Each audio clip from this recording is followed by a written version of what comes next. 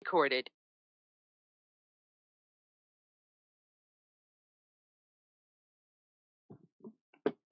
Call to order to meet this meeting of the King George County Board of Supervisors.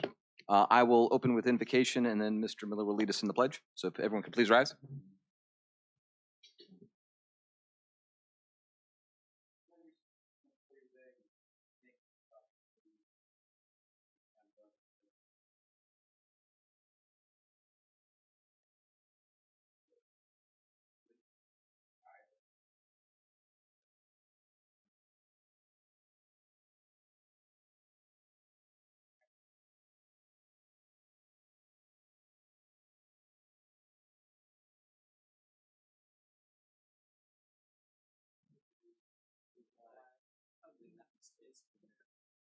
To the republic which stands one nation under God, indivisible, with liberty and justice for all.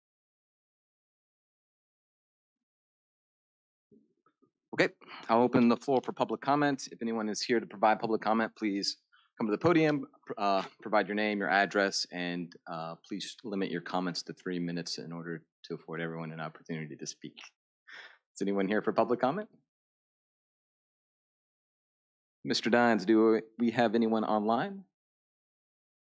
No, Mr. Chairman. Did anyone receive any correspondence to be entered into the record? Okay, in that case, I will close public comment and we will move on to budget discussions. Department head, 20% increases over FY23. Mr. Miller. All right, so we have a number of our department heads that are going to be here tonight. First of all, I'd just like to introduce our new community engagement officer, Miss Amy Southall. And she is going to sit in tonight. She doesn't have any budget responsibilities yet, but started on Monday, and I just wanted to have her get an opportunity to see you guys in action and introduce herself. So we welcome her, and we look forward to her helping you guys out with any public information and doing great stuff for the county. So I believe our first department head is Sheriff Giles. And I think we have a whole list of other folks. I don't know if they're boycotting or if they're where they are. Here comes Chris Clark. Okay. Thank you, Mr. Miller. Good evening, Mr. Chair, members of the board, and Citizens Review Board. I've been requested to come tonight to hopefully explain the reason for the 20% increase in the Sheriff's Office budget. The simple answer would be inflation, but I know that you're not really here to listen to that part of it. So after combing through the Sheriff's Office budget, the biggest reason for the increase from fiscal year 23 is we replaced the high mileage vehicles using the ARPA funds and not from the FY23 budget. Fiscal year 24, the replacement vehicles for high mileage vehicles that I'm requesting are being requested through my budget. So that's a substantial increase on that account. I'm also requesting 3 new employees for fiscal year 24, which, as you know, increases several other accounts within my budget involving finances, uniforms, vehicles, equipment, so on and so forth. So, but we, on a good side, we were also able to bring the increase to under 20% due to receiving a grant from DCJS. With that grant and the one-time purchases for the K9 and the security camera system, we were able to significantly reduce my FY24 budget. So at this time, I can try to answer any questions that you may have. Thank you, Sheriff. I really appreciate it. I don't have any questions. Did anyone on the board have any questions or any advisors? I'll start with Mr. Stonehill and then I'll work way down. Good evening, Sheriff. Thanks for coming out. You said 3 people. Is that 3 road officers, or what are you doing? 2 bailiffs that we're budgeting to come in January and 1 road officer. I'm sorry, I didn't read ahead, but thank you. Yeah, no worries. Ms. Cup? Thank you, Mr. Chair. Thank you, Sheriff, for joining us this evening. So you said significantly reduced. Do you have an idea, a dollar amount, or is it still the $6,529,017 that's in here? That will be the budget, but DCGS awarded us $177,000 that we were able to take some of the stuff out of the budget and actually purchase other items that we can use in the sheriff's office. Okay, thank you. Ms. Bender? Yes, the bailiffs are for the new courthouse, correct? Yes, ma'am. Okay, thank you. Yes, ma'am. And we do have Mr. Collins online as well. Mr. Collins, do you have any questions for Sheriff? No, I do not. Okay. Oh, Mr. Stonehill, I see your hand up again. I didn't, did you say how many cars? We have 7 for high mileage replacement, and then 1 for the courthouse, a new transportation vehicle, because the one that's there is significantly high in mileage. Thank you. Yep. Okay. Sure. Thank you so much. Thank you. I think we have Mr. Clark next.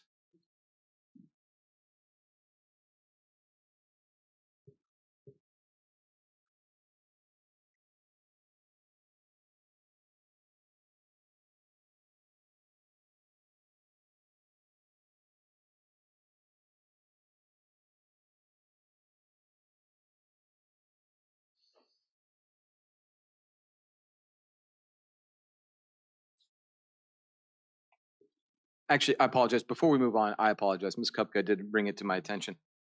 So I know Mr. Collins is attending remotely in order to participate. I believe he was supposed to just make a statement saying that he's unable to attend and give his general location and that he's planning to participate remotely. So Mr. Collins, if you could please, so we can go through the process properly. And Ms. Kupka, thank you for that catch. I apologize for not catching that earlier. But Mr. Collins, if you could please provide that information, we would appreciate it. I am participating remotely. I am in King George County, and I'm participating due to a medical reason. Thank you, Mr. Collins. I do appreciate it. All right. I think we've finished up with the formalities. Mr. Clark. Good evening, Mr. Chair, members of the board, and members of the Citizen Advisory Committee. As requested, I'm prepared to walk you through the changes to the Parks and Recreation Administration budget and the Citizen Center budget for the fiscal year ending June 30th, 2024. Just a quick glimpse on the handout of some of the many things we do: special events, maintain parks, build new facilities, maintain environmental projects like the Native Plant Garden, win awards, produce reports, lot of different things. Work with our affiliate organizations like Little League. So there's a lot that goes on to a department of 9 and the things that we do.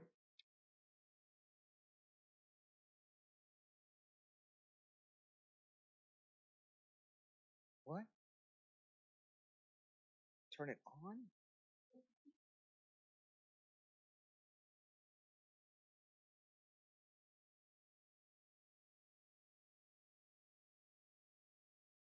Oh, there, it's on the side. The button that looks like a power button is not a power button. That's better. All right, starting with the administration budget, which is 107,71100. In our personnel lines, we have moved the operations manager completely into this budget. Previously, that position was split between both the budgets we'll talk about tonight that I have. And for accounting's sake and simplicity, it makes sense that all of our full-time employees are in one budget. So that caused any of those benefit increases. The other item we have there is increasing the parks workers' salaries by $1 per hour upon their successful completion of fertilizer applicator training. We have 2 of the 4 in class now, and hopefully they will pass that, which when they get that training, that helps us because we can do all of our fertilizer stuff in-house and not have to subcontract that. Our part-time salaries include an increase of the number of hours for our marketing associate. We cut that back last year because we had not had it filled, and we were able to fill it with a very talented graphic designer, and she runs out of hours every week. She's got 10 hours a week right now, and so when she runs out, we're stuck, and we want to be able to increase the number of production things that we put out, and she'll be working very closely in the South Hall as well. And then the other part of the part-times is the part-time seasonal parks worker that we discussed last month. For the 3,000 lines, an increase to vehicle maintenance costs as our fleet continues to age. We have maintenance service agreements for Perry Weather, which I'll discuss in more detail later, and our productive parks work order system. We have a slight increase in printing costs due to inflation, and we'd like to increase our advertising funding so that we can reach out to more things than just Facebook as our primary advertising arm. And there is a decrease in uniform laundering. For the 5,000 lines, we have corrected all of our landline and cellular costs, and they are current based on the current charges. We have leases on our copier. The Parks Foreman's 2017 GMC truck has 2 payments left. That will be in next fiscal year. And then we have a new, excuse me, a new truck budgeted for the Parks Division. We may be able to work something out in utilizing the Service Authority leases that they no longer need. And so, but right now that is still placeholder in there. Both those trucks that we have at Sealston and at Cedar Brooks are 2005s and 2006s, and one we're pouring money into the one at Cedar Brooks Park. Travel and training increases with the addition of continuing education workshops for the parks workers. They'll need that when they get the fertilizer training. And then line 5898 is support for the Christmas tree lighting event. The Independence celebration is budgeted as a tourism event, so not in this budget. And the 6,000 lines, fuel has been corrected closer to our actuals. The safety shoe allowance was increased to match other county departments, and that's why our uniform number has up. Line 6013 include additional equipment and supplies with focus on field improvements. And line 6014 includes our line marking robot, which saves us the need of an additional part-time employee. So our tiny mobile robot is an autonomous robot. We program him through a tablet. You set him out, he can do a field about 4 times faster than a man can. They rove through, they use less paint.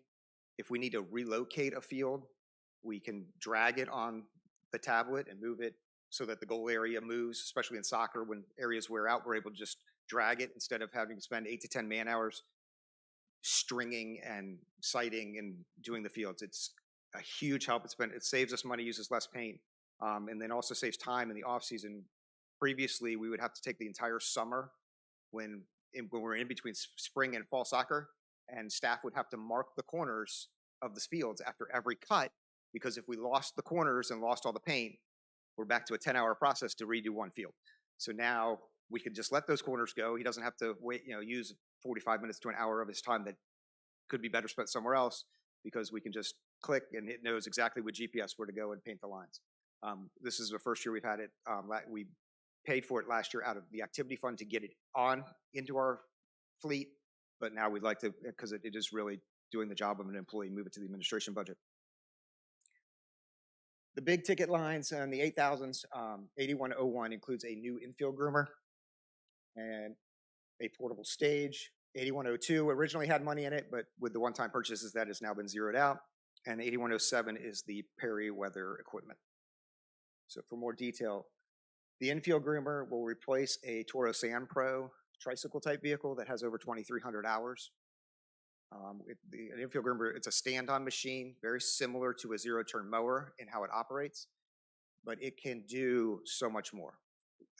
The system we're looking for the 39,000 would include laser grading, so we can take a field and level it out anytime we need to and put the proper grade so water comes off of it. To do that independently and bring in a contractor to do it is $5,000 per field. So if we are able to do all 15 fields that we use for play, including the elementary and middle school fields, that would be a cost of $75,000 per year.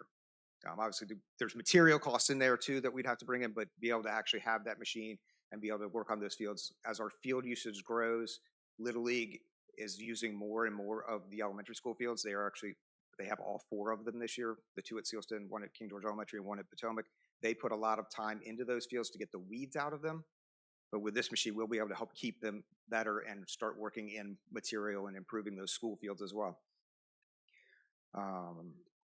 It also can cut the edge lips on the fields. And this year we did rent a side cutter to do that. It was $500 for the week, and we got almost all the fields done. We had one rainy day that precluded work, but that's another cost savings that it actually has like a disc, just like a plow disc that can cut the edges, so we can get rid of any dangerous lips and make our fields safer. The other big item, the IntelliStage portable stage, we could use it any and all of our special events. Right now, for the Independence Celebration, we rent the stage. This past year, it was $1,532 for that rental. It's 4x4 pieces on risers. They say one man can set up the stage at 16 by 24 in about an hour by himself. Part of that, and going into the events position that we've requested, this stage would allow us to be able to set up and take down and do more of summer type events, whether they be concerts in the park or we work with any other folks. The Army National Guard is working with us right now to do an event the week after the Independence Celebration for the Guardsmen. They did it last year in Fredericksburg. They're bringing it to us this year. And if they were to have need of a stage, we could quickly set up anywhere because they're 4 foot by 4 foot squares. So we also envisioned the possibility of using that in the Citizen Center. If somebody said, hey, I'm having a wedding, but we would really like to put our DJ up in the air, and we could add that cost in and make it a little bit of a revenue maker to say, hey, yeah, we'll make you an 8x8 stage so that you can put your DJ up and he can see into the crowd. So that would be added to that. Perry Weather is a weather detection and system that sends notifications to participants, allows us to see weather risks in all the parks. One of the biggest challenges as we run into during the year is sometime between the close of business for everybody else at 4:30 and the start of a game at 6 o'clock.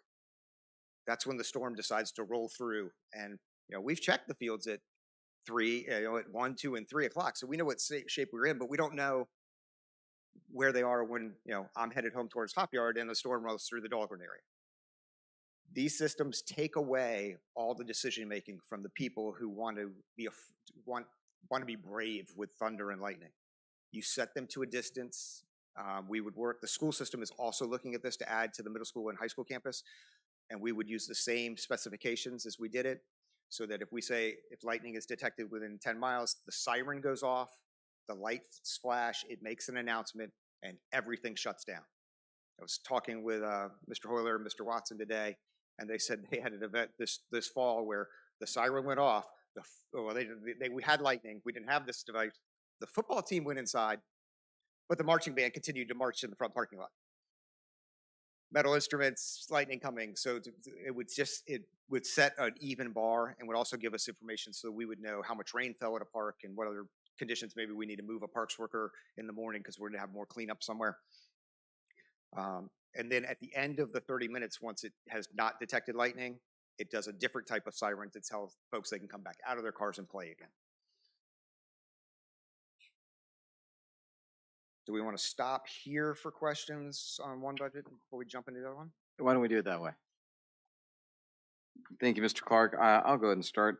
So going back to lines 3,000 to 3,099, you show line 3320. In FY23 it was $0, and in FY24 it's $12,999. And I can see the Perry Weather is a new one, but the Productive Parks is a renewal. And so why was there no cost last year for that on this line item? Productive Parks was because it was new, it was in an 8,000 line. Okay.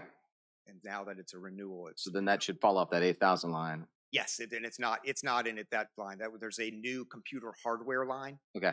And that we did not. Maybe it's a 6,000 line. Okay.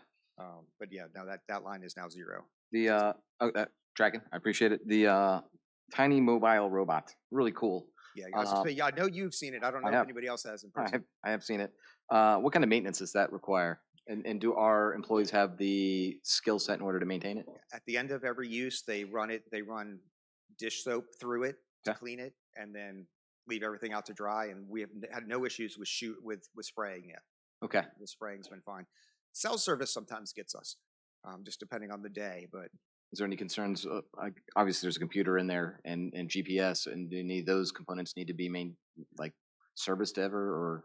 We have to update the tablet from time to time, so we bring it back to the Citizen Center and download any updates. But that can all just be done. Yeah, actually, the latest update will allow us to put a sequence of fields in, where instead of doing just one field at a time. And the interesting thing is with the U6 and U8 soccer fields, the rectangle of the field and the midline are the field, but we also put a circle in and 2 build-out lines. So those we have to put in separately. So there's really 4 fields to make one U8 soccer field.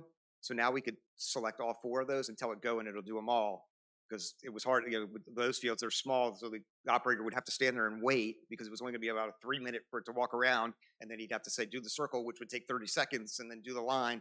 So by being able now to put in a whole bunch of fields in a row that we know we'll learn how much paint we need, then he's able to go off and actually do other tasks at the same time. Interesting. Very cool. Lines 8,000, so you're looking to replace the Sand Pro with the infield groomer, is my understanding? Is that? Yes. Okay. And so I believe it said the Sand Pro had used 2,300 hours. How many hours or roughly a year are we using that machine? Just trying to figure out how long, like, do we have an expected life expectancies for these kinds of? 2,000 hours is usually the kind of make or break point on small engine machines. Okay. Unless we get a higher quality, which tend to put a lot more cost in them. Okay. Since I've only had the Parks Division for 9 months, I don't have that historical data, and I don't know that we tracked it before. Okay. I now have a vehicle spreadsheet, which includes all of these small engines as well, that we are updating periodically. So I will, in the future, definitely have good data on that. Okay. But the one is, it's given us a little bit of trouble, and we're nursing along. King George Mobile Repair comes out a lot and works on some of our older machines. So Understood. Yeah. Okay. The portable stage, so just kind of trying to do the math, at $1,500 roughly an event per rent for each use. Sounds like about 16 uses would break even the cost. I'm assuming we would be looking to get more than 16 uses out of it. absolutely. Okay. I thought that seemed reasonable. I'll ask. And then That's the question is, in perfect world, if I have, which we know probably won't happen, but if I had got everything we asked for, including our positions, Yeah. we would look to add a concert series the second Saturday of each month or second Sunday of each month. So we could be able to, April through October, probably have an event because Okay. it'd be easy to set up. is there any kind of, I feel like it's pretty simple. They're Allen wrench keys Yeah. that Okay. make a tooth go in and lock it to the next piece. Tracking. Okay. And then the legs for that one are actually, they expand just like your camping chair.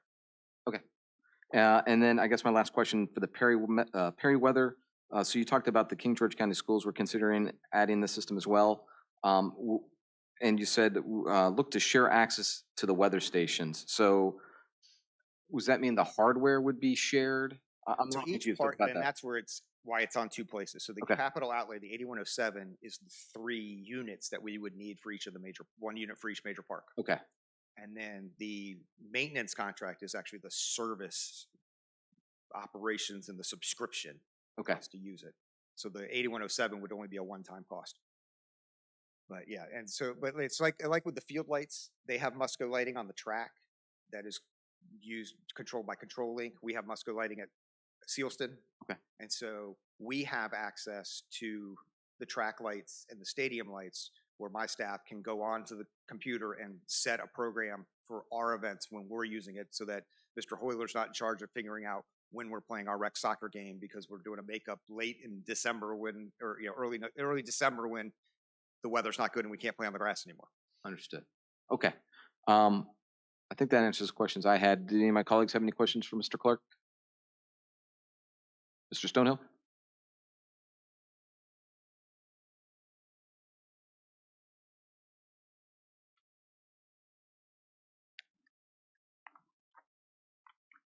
Let's see, where did I start with my notes?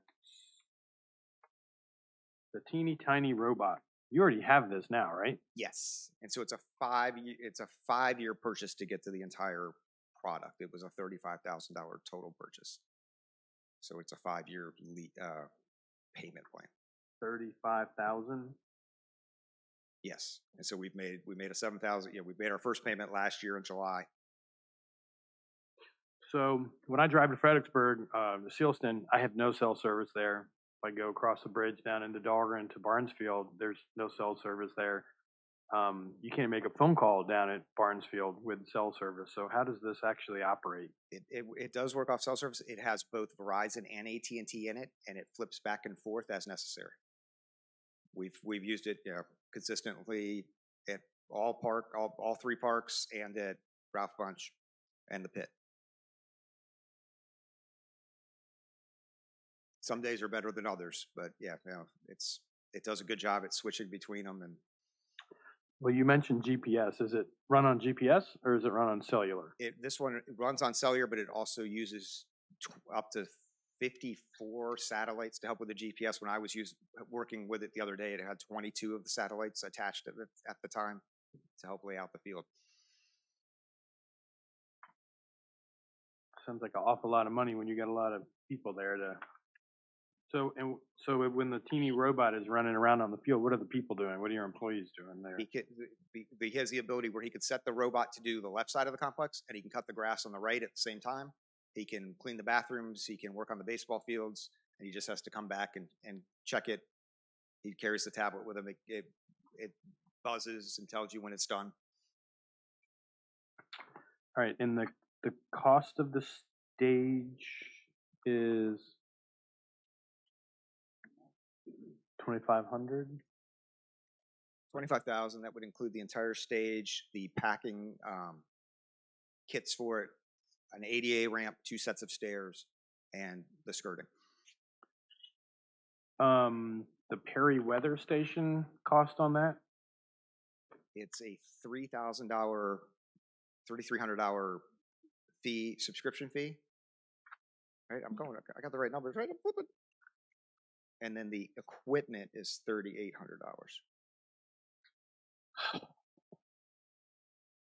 Yeah, just the shenanigans he pulls. A subscription fee of $3,300. That's yearly Per unit, yes. per unit, and Wow. then and the cost of the hardware again is what? 3,800. That's the installation of the equipment. 800. So that is like, if I'm looking at this unit right here on top of a roof or whatever, it would be 3,800 per unit No, there's 3,800 for the entire installation of all 3. for all 3. I have one that I paid $500 for, and it alerts me with lightning on my cell phone, on my computer. Doesn't have that cool siren though, but There's a trend towards these nationally. Not necessarily saying we have to lead the trend, but they are coming. If you go to lots of, especially multi-field complexes, that's the key. So everybody does the same thing at the same time instead of one umpire going, yeah, we didn't really see that, because if we get one more out, the game's actually over. And we don't want to go into delay. and the groomer, the infield groomer is $39K, and the 39K, and then the Sam Pro is 23. Yes. So the difference, that's the difference between the 2 machines with the hours that we have on. We need one of the 2, but there are the added benefits of being able to laser grade our fields and cut lips would be very beneficial in cost savings, because there's just no way we could actually laser grade have contract out for laser grading our fields every year. And that's one of our biggest problems. And when the field is not even, the water stays, and then we end up having to cancel sometimes multiple days because we can't get the water off and get the fields dry. And how many Sam Pros do we have now? 2, one at Barnesfield and one at Brooks. And then at Sealston, they have a UTV, which has a groomer attached to the back.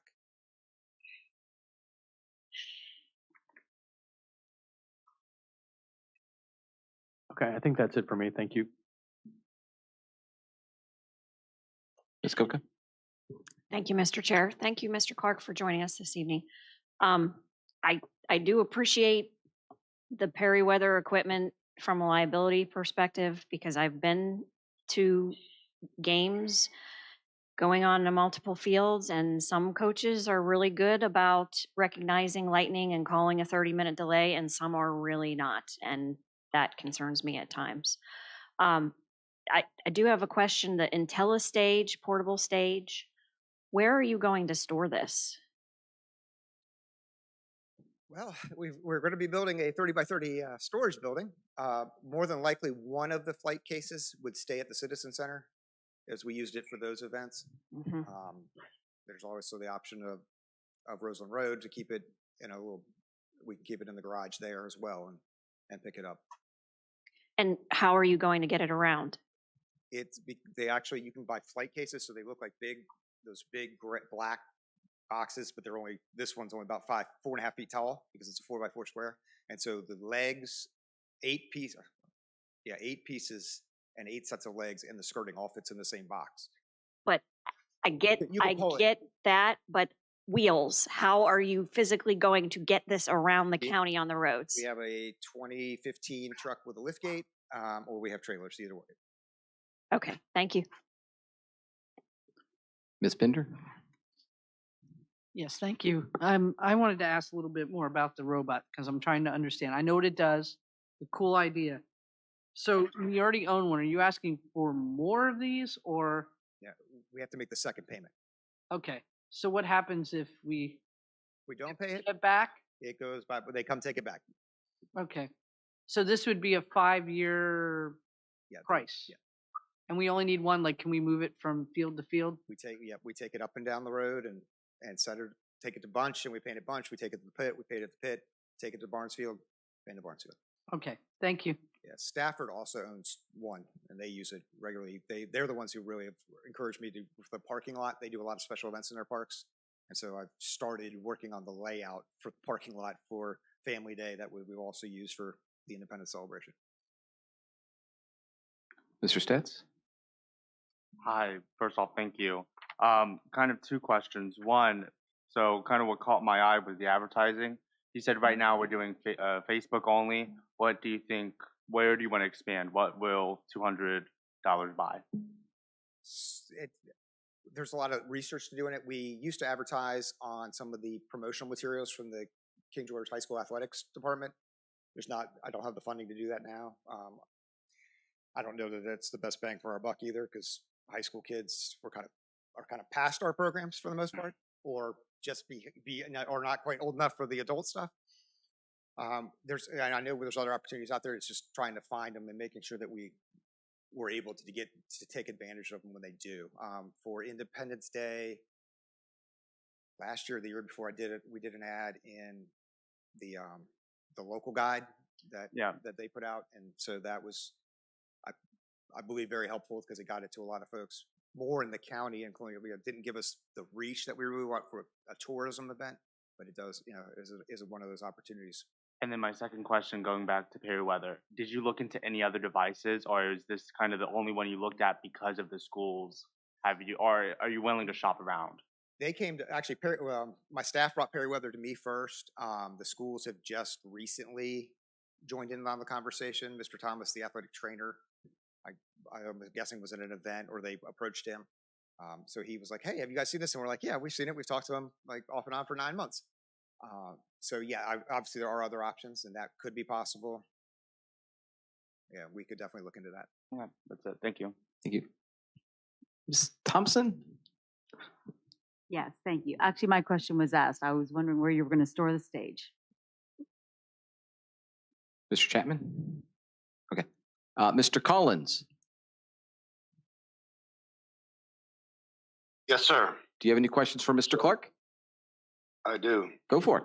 So one of my questions was what Ms. Kupka's question was about the storage of the stage and the groomer and all the other equipment. So that wasn't a clear answer. Where are you going to store it, here or there? And then next year, are we going to have another temporary facility somewhere to store these items? I don't anticipate the need for additional storage after we get the building that we have already had approved. The infield groomer would replace the Sand Pro. That's at whichever park we choose. So we would be taking a vehicle out of our fleet and putting that in its place. So these items that you purchased, the Sand Pro groomer or whatever, and all these other items, they were purchased and they weren't in the CIP, nor were they in your budget last year. So you obviously had money to purchase these, and now you want us to maintain these after you purchase them. I think it should be the other way around. Can you explain that? We have not purchased any infield grooming equipment since I've been here. We did purchase one lawnmower last year, and they are on a rotation. The robot.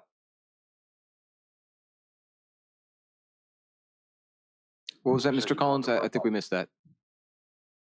You said you bought the robot. Yes, we did buy the robot, and we pulled that out of the activity fund.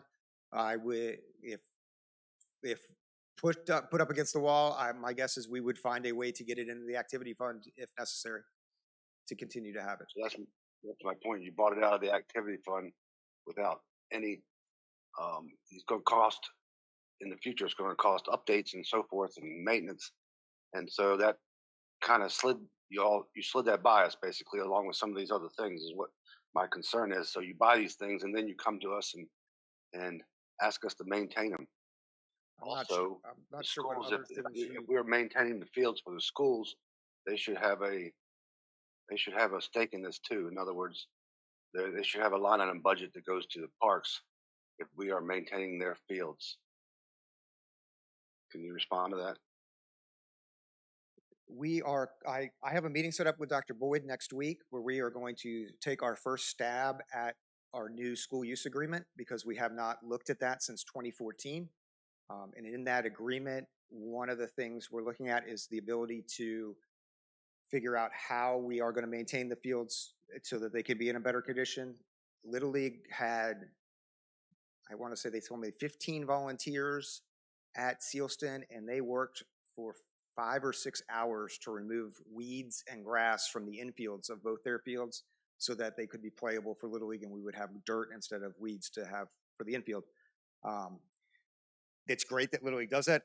Little League pays a user fee per child to our department to help with maintenance on the fields, and we're trying to be able to help them the best we can. In the future, I would like to be able to have a staff where we could hit those fields a couple times a week because they are athletic fields, and the folks that work, the maintenance folks for the schools, they're only worried about cutting grass when it's time to cut grass. They don't know sports fields. At the high school, the coaches line the fields. At the middle school, the coaches line the fields, or the players do. They don't have the staff that is skilled in that area, and we do. So you're saying that all this takes more staff. So all the equipment that you buy will take more staff, including the stage to be put together. So you kind of fool us by putting these things in your activity fund, buying them, and then now we're on the hook, and then it costs us more money every year. That's what I'm seeing. Tell me if I'm wrong. The only product that we bought the robot, with the first payment for the robot came from the activity fund. It is saving us hours a week. We anticipated standing here this year asking for 2 part-time employees if we did not have the robot. And because we have the robot, we only feel like we need 1 seasonal part-time employee. On Tuesday, I spent 9 hours with Garden Week because we don't have an events manager and I don't have a part-time parks worker. I had 1 parks worker go home sick and I had no one else to pull because we had cutting and maintenance to do everywhere else. And so I was at Suzette Brooks Park from 8 a.m. till about 6 p.m. and then I ran in here still in shorts and a polo shirt with dirt all over my legs because there was not time to stop and shower or change. Well, do you see what my issue is, sir? When it comes to the painting robot, I mean, we are happy to try to pull that off in the activity fund for the next 4 years, if that's the will of the board. But the other items are the same kind of maintenance equipment that Mr. Muncie would stand in front of you and say he needed a new snowplow or he needed a new mower. If the service authority needed new equipment, maintenance equipment for their operations, it's very similar. You can't play baseball on a field that's not groomed, and we need one of those 2 machines to replace one that's getting ready to die. I understand, but what I'm saying is that these items are not purchased with the approval of the board. They get slipped in here and there, including the robot. I mean, not saying it's a bad idea. I'm just saying that all of a sudden we have a robot. And the robot is the only machine, sir, that I have bought through the activity fund in the 4.5 years I've been on here. a stage, and you have to take 5 people to drive this thing around, set it up, and so I don't like these shenanigans of how these things come about.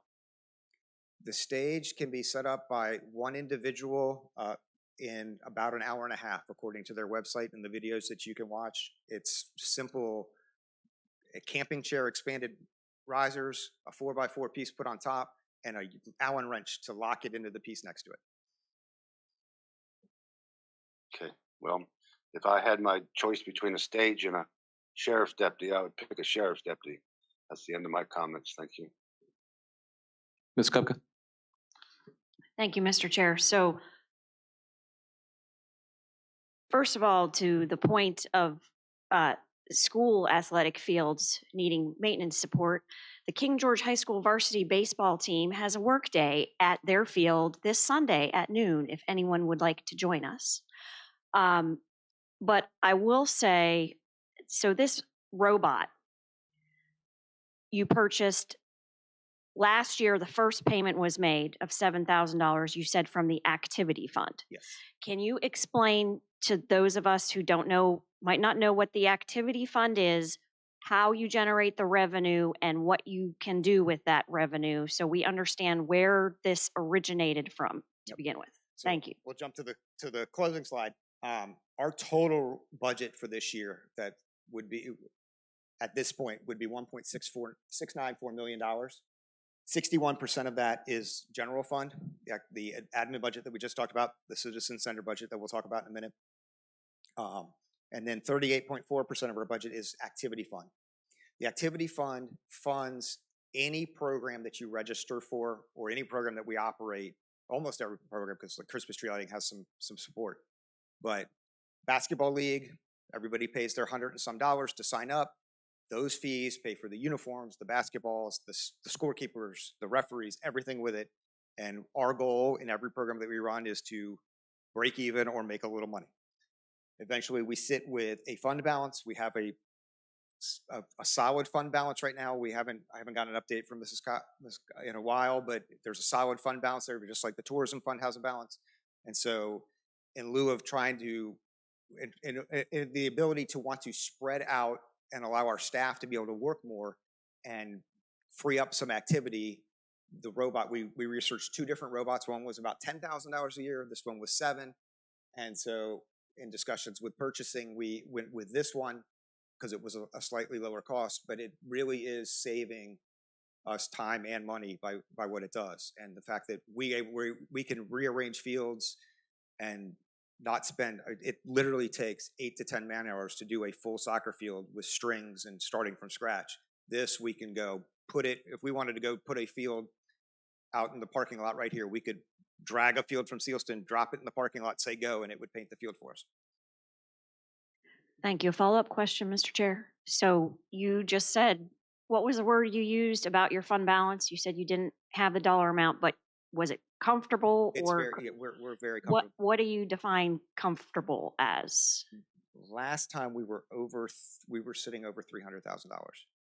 So if you really had to, you could do another $7,000 a year for the robot. The thing that what I'm might getting happen at. at the end of the year would be that if we dipped into the fund balance at the end, and I believe when that happens, because we haven't done it in the 4.5 years I've been here, is that I would have to come to you all to let you know that, hey, that budget actually was negative this year and we did go into the balance. There's also things we will be bringing soon, a dual purchase between my department and tourism for an LED sign for our building, and both of us are looking to fund that out of our fund balance. Okay, thank you. Okay. Mr. Clark, would you like to continue on with the Citizen Center? Yeah, sure. Thank you. Much shorter one. So the initial, lot bigger, a lot more line item numbers in this one. So we moved the operations manager, so that decreased all those full-time expenses and took them away. And then we have part-time salaries in that where we have it's our weekend operations folks. So folks that supervise the building when rentals are happening or clean up after those rentals. And then also includes our recreation monitor, and that's the increase. That person was not in this budget last year. And so they sit the desk during the evening hours from 3 to 7 or till close of programs. And they act as the receptionist, the registrar, the building supervisor. They do a little bit of everything, but it's allowing our recreation operations manager to get out in the field more. prior to my arrival here, that operations manager was strictly in the building and did not assist with other activities in the evenings, and that there's a need for us to get him out and see coaches in action, to check on programs, and so that recreation monitor allows us that freedom.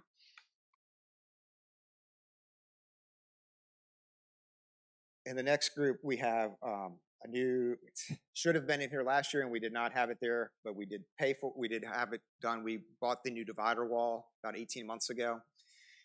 It was $12 or $14,000 expense, I want to say. And so we have the installer comes back and maintains it. It was about $2,000 this year, and we anticipate the same for next year. Greasing it, checking it, repairing anything that's broken. But they're the experts on it to make sure that it is operating in the condition that it should be. The previous wall had been up since 1986. The other thing we're looking to replace are the 4 glass exit doors from the hall that are the emergency exits. We have trouble with 2 of them that they don't always close back securely. And we've had times where some hinges have not been operating properly, and General Properties has worked on them. On one of them, they say there's nothing more they can do beyond what we have. So that's our next look. This year we've ordered, and they are on their way, the doors from the bathroom area into the hall. So we're trying to give the building a refresh slowly. We've been painting and those kind of things. So the next option is the exit doors. And then I have a dual workstation in the budget for our marketing position and the events manager, if approved. We would put that dual workstation into what is our conference room, and we would lose that conference room. But right now there's no additional space. The marketing person currently works in the recreation program supervisor's office. And when she's trying to do detailed advertising work, it's distracting because she's not in an area where she can have things where it's not quiet. And with the recreation department is very different than a lot of other offices. There's typically a lot of noise, a lot of things going on. We get a lot of, obviously everybody gets a lot of phone calls, but our system's set up differently too, where everyone's phone rings when we have an incoming call, because we don't have individual phone numbers. So we all have to back up and answer phone calls at times. So to get those 2 folks in their own desks in their own office would be beneficial. Yeah, so then it's just a summary of our general fund expenses, including both budgets. Over 65% of our budget is full-time employee costs. Another 10% is part-time. Almost 8% in non-capital furniture and equipment, 7.6 in maintenance, 5.2 in vehicles, and 4.1 in everything else. So, and we've looked at the comparison of the 2, the general fund doing about 61% of our budget and programs doing 38%. Again, the highest part on both of them being employees.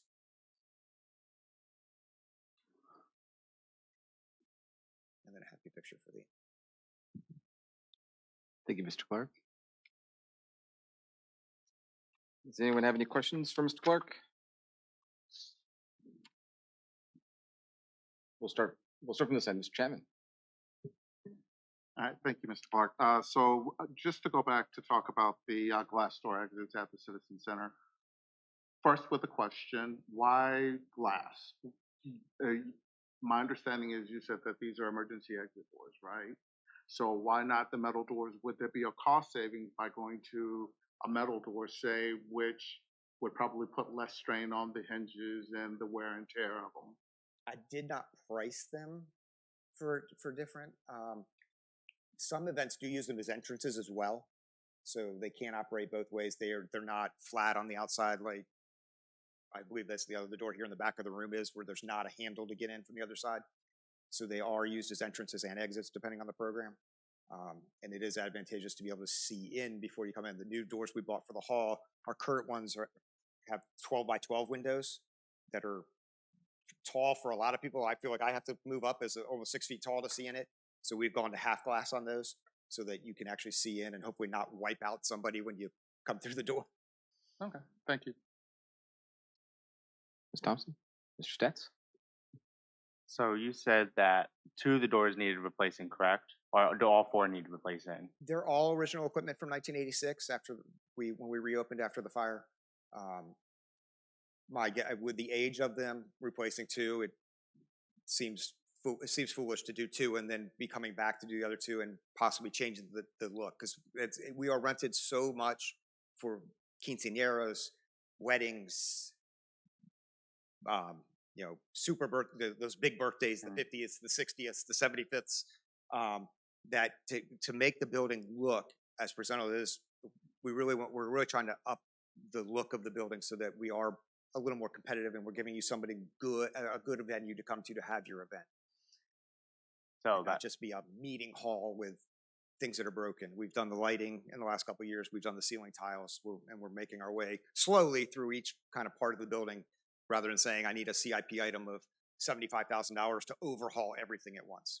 So it's just those two doors though that are like really giving you the issue, and the other two are just kind of you want it to look better. Yeah, well, the two of them are used the most. The Okay. one in the front half, the line dance class opens every week when they're in, and they come in and out of it. The other one is the door at the back that our maintenance staff for general properties uses to come in and out, so we can get to the dumpster and those things. Thank you. Ms. Bender? Yes, I have a question on the Citizen Center, the recreation monitor evening. Is that also someone who would, like, when you have people that rent like the middle school for like a basketball league and that? Because I know that has been an issue with some of the school members wanting more supervision and cleanup after there's an event there, like say a basketball league was there. Yes, so the recreation monitor is specifically a position that is at the Citizen Center, and is half the description is more secretarial, doing registrations and those things, answering phones. We have anything that's rented at a school is activity fund. So there's different people that are supervisors. They have 3 or 4 different titles. Some of them are in the rec aid category, some are in a rec leader category, but they supervise a school facility when we're using it. And actually, it was the maintenance part was a conversation I had again with Mr. Hoyler and Mr. Watson today, that we don't have there's no set policy on what we should clean at each school. So to take Play It Smart, our after school program, Potomac expects one thing, Sealston expects something else, and King George expects a third thing. And the only contact we have that's the same at the schools over the last 3 years is Mr. Monroe at King George Elementary. We've had a new AD in the last 2 years at the middle school, new AD at the high school, new principals at Sealston, 2 new principals at Sealston, and a new principal at Potomac. So when we redevelop the MOU, we're going to establish that after Play It Smart, this is what Parks and Rec does. After a night of basketball practices of less than, or event like that that's less than 3 hours, this is what Parks and Rec does. When we come in on a Saturday for a day of basketball, 4 or more hours, this is what we clean. Now we're responsible for the bathrooms and getting the trash out, whether it's a school night or not a school night. Or then when we have a big special event like our wrestling, when our wrestlers have their matches, they're all day, and the gym was packed this year. I went to one of them. Or when we host the karate tournament in the high school gym, then there's another set of rules so that everybody knows what's our responsibility and what's the school board's responsibility. Because like on a weeknight when we have practice, we take out our trash and we push down the floor with a dust mop. The bathroom cleaning, because it's been a day of school, is the school's responsibility. Sometimes different janitors want to make it our responsibility because we were the last ones in the school, even though the school used the bathroom for 8 hours and we used it for 2. No, that makes sense. And I want to say, because I always talk about maintenance plans, I really like the idea of trying to start to make consistency and that there's maintenance so that we don't have costs in the future. Especially why I'm bringing it up is I like to hear that maintenance plan for the wall that we bought so that it would last a lot longer. It makes sense. Thank you. Ms. Kupka? Mr. Stonehill?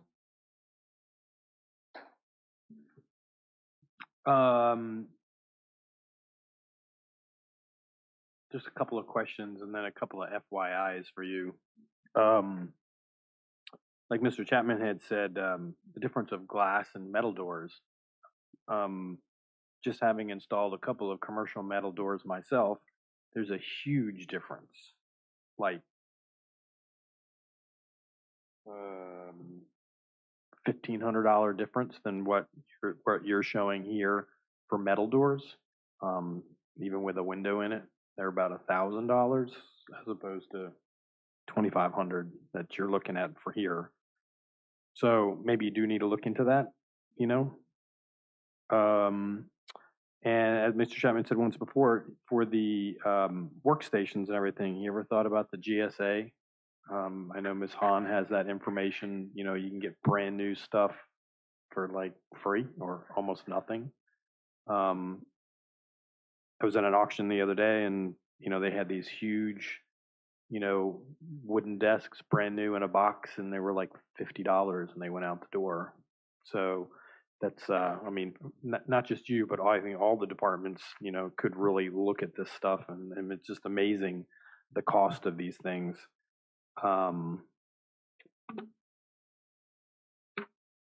That's all. Thank you. Mr. Collins, did you have any more questions for Mr. Clark? No, just a comment, sir. Go ahead. As far as the front doors of the Citizen Center, the front doors need to have a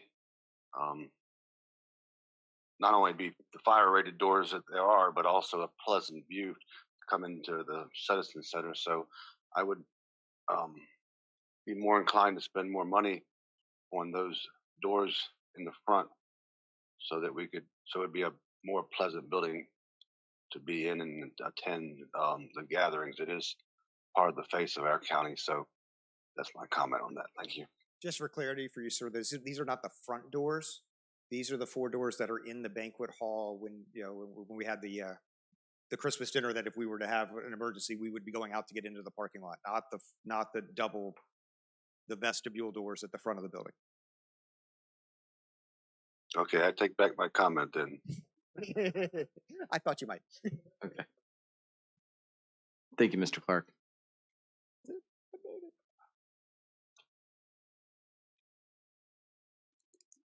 So I don't see Ms. Hall here. Sure. Good evening, Mr. Chair, members of the board, Citizen Advisory Committee. Ms. Hall did did send an email on the Planning Commission budget increase, and I'll read that email now for you. The Planning Commission budget is the budget for all of the boards for Community Development Office, which includes the Planning Commission, Board of Zoning Appeals, Wetland Boards, Local Board of Building Code of Appeals, etc. The total budget is $44,656 for the fiscal year 23-24. In 22-23, it's $31,016. The only changes is an increase of the number of meetings that they have planned for the PC members due to the overhaul of the zoning ordinance work sessions and special meetings for large rezoning projects, as well as adding to the professional services line item of third-party attorney fees in the amount of $10,000. In the current year, Ms. Lackey moved funds from her budget over to the Planning Commission for their use for outside legal counsel, but she cannot provide counsel to the BZA and the Board of Supervisors. Rather than asking for these funds mid-year, she thought it would be best to be proactive and included in the budget.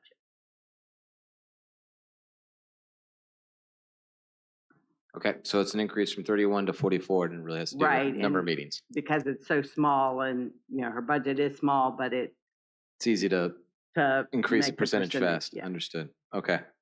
Does anyone have any comments? We can ask questions. I know Ms. Hall isn't here, but I don't know. I just have one. Good. Yeah.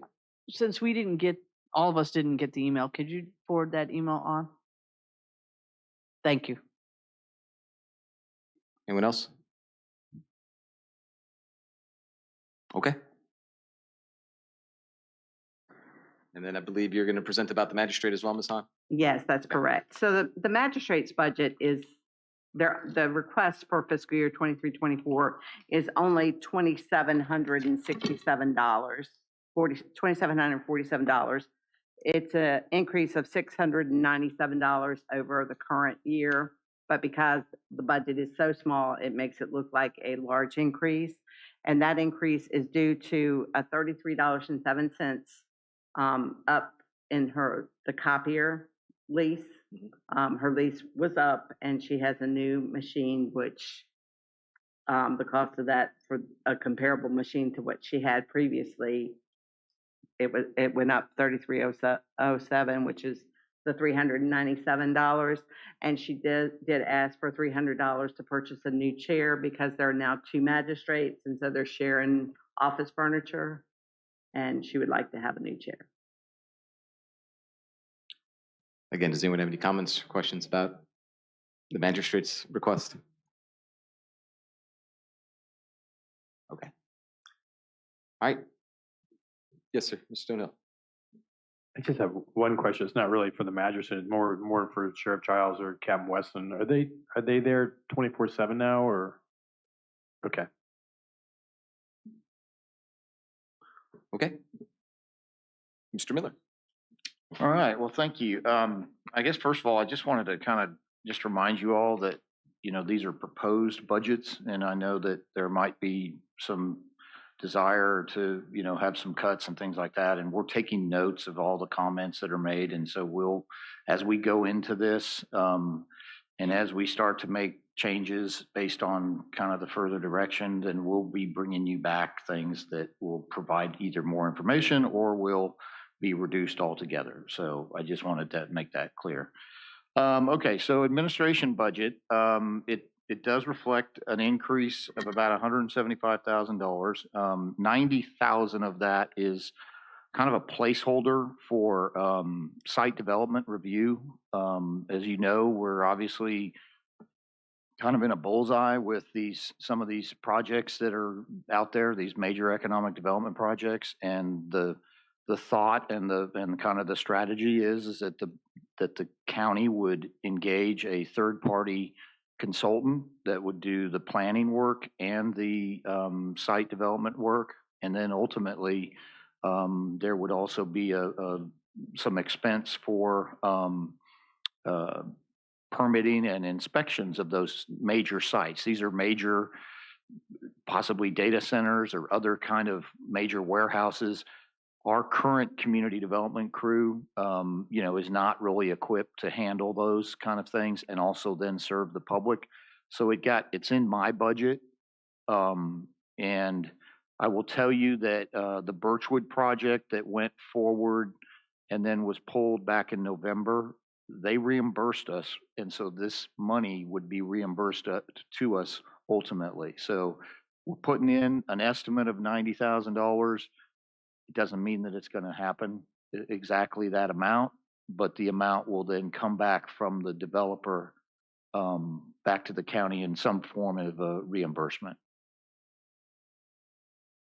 So you said that was about 90,000 of the 175.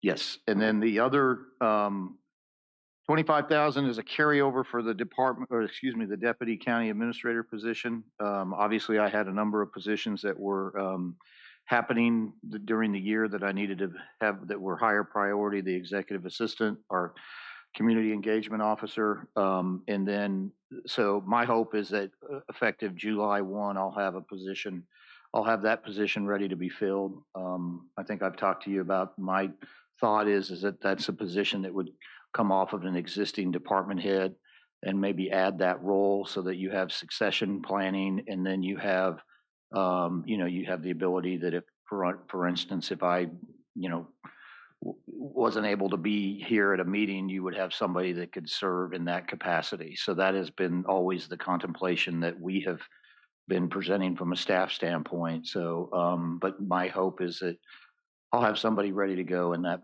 capacity July 1 and make that selection and then present that.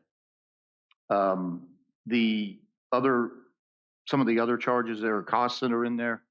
Kind of some placeholders, $40,000 that we are estimating for the new PIO in terms of publications. We now have somebody that's going to do this, so I think that the hope is that we start consolidating a lot of the activities that have been going on. Mr. Stats asked Mr. Clark about kind of what they, what their plan is. All that's gonna kind of get swept up now, to Miss Southall. And she's gonna be developing an action plan, if you will, or a master plan for communications. We're gonna be looking at branding and all those kind of things. And so that's what this was a number that we came up with. It may not be that full amount, but it's there for us if we need it. And then there's some other costs to do the kind of photography that she's hoping to be able to do to go with these publications. Then there's a $5,000 cost in there. There's a storage unit cost. As you know, we're out of space. And so now we're storing everything in a storage facility right now until we can come up with a game plan to address that. A lot of it was going into the Ralph Bunch building, and obviously with the goals that we have with the Visualize and Rise and the Alumni Association and other users, it's probably a good idea to start, starting moving some of that over, or for sure not adding to the storage that's there right now. And that's essentially the kind of the increase that's represented in my my budget. I'll answer any questions. Ms. Bender. So for the storage unit, if we build the new maintenance building or well, maintenance, but storage building, all that stuff would be relocated there, correct? That's right. And we have met with Wiley Wilson to update their game plan. Initially, they were just looking at something for general properties, and now we've added some other elements to that. And so we'll be getting back with you on that. Okay, thank you. Mr. Stats? So that 90,000 that you said, that is kind of just an inflated cost, and that next year's budget that won't be there on a couple of hinges, saying that if we do get some of the things that you're talking about, like the data center. So what that represents is actually, so if I don't know, let's use an example. Purina cat food comes to town. First of all, it had to get approved, and I don't know if that would get approved, but I'm just using an example. It's a big facility. They would want us to do, the plan review and then the site development and all that kind of stuff. And what we're asking is that we would hire a engineer or like a planning consultant that would work with our staff, get the stuff and work with the development. And those costs, that 90,000 is representative of that third party consultant that we would have. We are also then working with the proposed developer that they would do a reimbursement back to us. So that's what that $90,000 represents.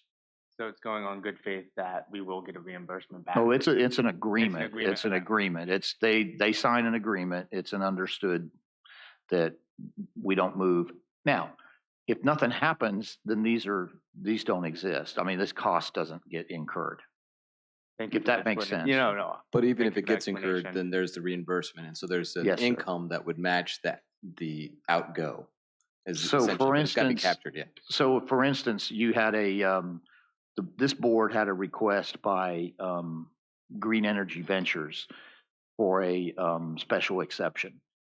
This board made the decision to hold off until the zoning overhaul was complete before they made a decision on that. But there was a consultant that reviewed some of that work that initially was provided by Green Energy Ventures. Green Energy Ventures has since reimbursed the county for that portion of that work. I appreciate the explanation. Mm-hmm. Ms. Thompson? I'm just curious, what kind of stuff is in this storage facility? Records. Oh, okay. And those can't be digitized? and Some can be stored electronically, or digitized. We have to obviously follow state laws, and there are some requirements that some are digitized, some go into the cloud, as you will, as you may, and then some have to be physically kept. Thank you. And I will add this, and it's not reflected in this budget, but it's something that I think we're going to do is some kind of a RFQ to get some kind of a storage slash data type company to come in and do an assessment of our needs. And it's across the board. It's not just administration. My budget gets a lot of the catch-alls, but it's also for other departments as well. And so it's very important that we look at what is our strategy. I mean, we have to have a building that's going to physically house documents, but then also what can we do on the cloud? You know, when can you transfer things to the cloud? So there's a lot of record keeping that, you know, unfortunately, this building does not have a basement, and that would be the first place that you would think most of this goes. So what has happened over time is you have documents that are stored and records that are stored at the old middle school. And then you have documents that are stored at the Ralph Bunch building and then in storage facilities. So, and I'm sure the schools are in the same boat. I don't think that they're immune from this. Mr. Chair, may I Sure. just put out there, so when I was on staff in 2017 and 2018, prior county administrator did have a county scanning project that was ongoing, that was in the budget. And I believe the company had started scanning things up in that copy room in administration, but in 2020, that was Because of put on COVID. hold Okay. because of COVID, not knowing what the financial situation Okay. would be. That's So that'd be a good resource for us to it's start with. there, I feel like they did an RFP for that, I believe, because the expenditure was significant enough, over $50,000. Yes, and I'm not sure the exact amount, but there are funds left in that CIP project. I thought so. Okay, thank you. Mr. Stonehill. Mr. Collins, do you have any questions for Mr. Miller? No, sir. Okay. Thank you, Mr. Miller. Our last one for the departments is Mr. Dines.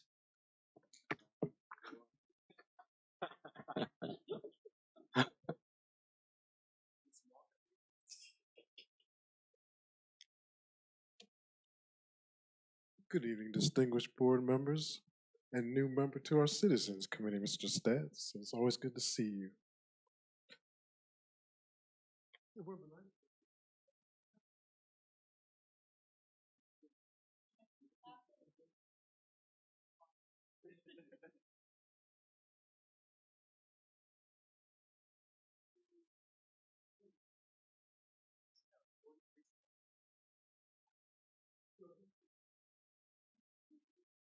Turn the remote on the side. There you go.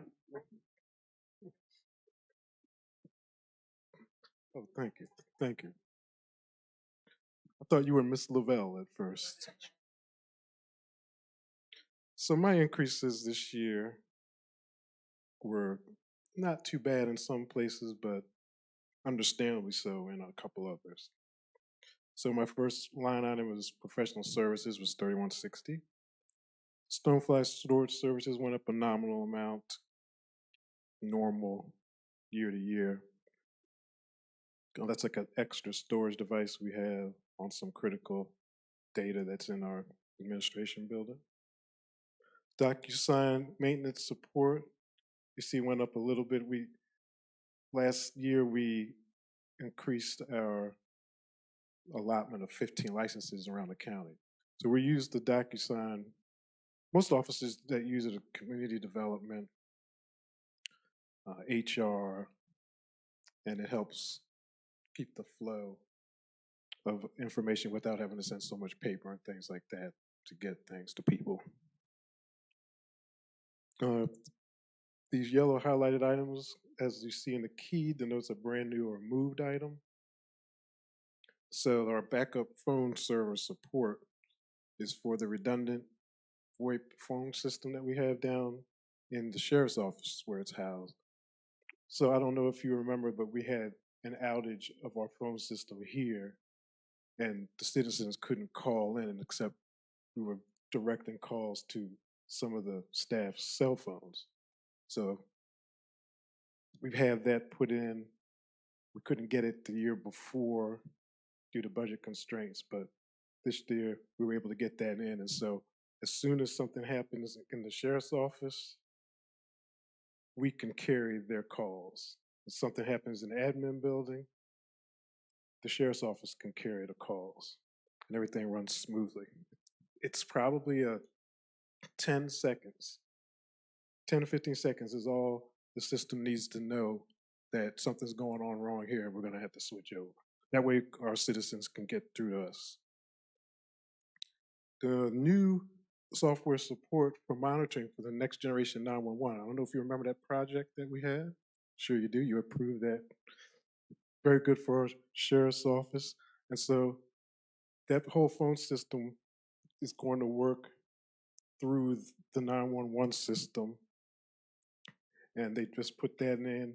And I had to send a shout out to Tiffany Brown. She is amazing working in the sheriff's office and doing her jury clerk, but she does a lot of IT for us down there.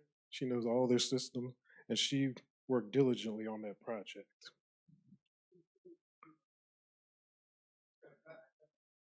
I will have to throw her resume in the trash then, Sheriff, to honor you. My next item is the maintenance and service contracts. This is the one that has a few things.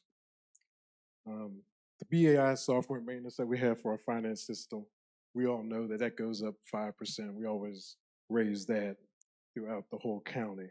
But we do get 3% savings on some of those items. So we usually get a little money back. And Ms. Hahn and Ms. Cobb can put it back into the general fund just in case some people need some money. So that helps us out. But we always put 5% in because you never know when they're going to pull the rug from us. There's also, for our Datagate, the web Datagate is what you guys do if you pay online, your taxes, your water bills.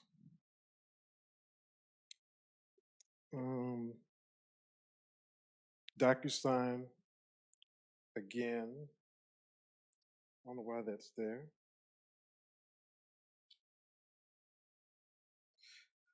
Taylor Communications, that's what writes our checks, our accounts payable. So that's a big expense, very important. We have our secure certificates that we have in the county to make sure the websites and all the accompanying parts of the county that need to be public facing are protected. We have our Cradle Point that is what runs all of the Internet of Things devices. Like if you have to go for a hospital ride, they can notify the hospital, this person needs this care when we get there. And so it's a total connection through the internet so that they can use a tablet to help save lives. And on top of that, we also have the Cradle Point devices that are in 4 buildings so that it's redundant internet service. If the fiber goes down, cable goes down, then we'll have a cell that runs on cell service. So, and as Mr. Clark was talking about his machine that can switch between AT&T and Verizon, that's the same things that are inside the Cradle Points. You gotta have diversity so that if Verizon goes down, AT&T will pick it up. So we have those and those as well. So my big one here is the proactive information management services. Now, if you remember, that is usually in the CIP. It got moved to the CIP a few years ago, but we want to bring it back into my operating budget. That takes care of all of the Sophos security, antivirus, malware, fighting malware, remote management, the security of the whole network through the Sophos 365, 24/7 internet security officer that works 24/7. So if anything were to happen, they would know before even we did. They would let us know. But when they do find something, they try to remediate and take care of any actions. They've put on some things in every one of our computers. Ms. Cobb has run into one, and it's called Dragnet.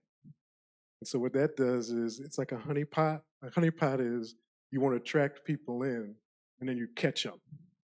And then that way you can go after them. The feds can go after them. So they put these tokens on all of our computers, all of our servers, and it's just waiting for someone to try to sneak into our network. And as soon as they do, they're caught and hopefully brought to justice. We never know what happens after the fact that when something happens, but we haven't been breached yet, but it's there just in case. They called her. They actually called her, our information security officer. So she was kind of scared. They tried to calm her nerves, but Levita's very serious about her job, so she was scared for a little bit. But anyway, that also has gone up because of the extra computers that we have in fire rescue. They're going to be part of all of that protection and remote assistance. That does all the Windows updates. It's a humongous package of things that we get from that. And so it's, $313,800 because now we have 350 devices that will have that because of the extra ones that we have from the fire rescue. So you can see how big that was for that one service contract went up from $51,694 to $374,451. But there will be less in my CIP because of that. That'll be coming up soon. My next line item is telecommunication services, 5230. And that is for our VoIP, the first line is for our VoIP phone software support. That went up because we added the courthouse into our whole realm of the new phones. So they all have the same phones, the Avaya ones that we all have had for a few years. That next one is for the Breeze Line internet service. And we had 3 new ones on board for the sheriff's office, the Commonwealth's attorney, and animal control. So that went up a little bit.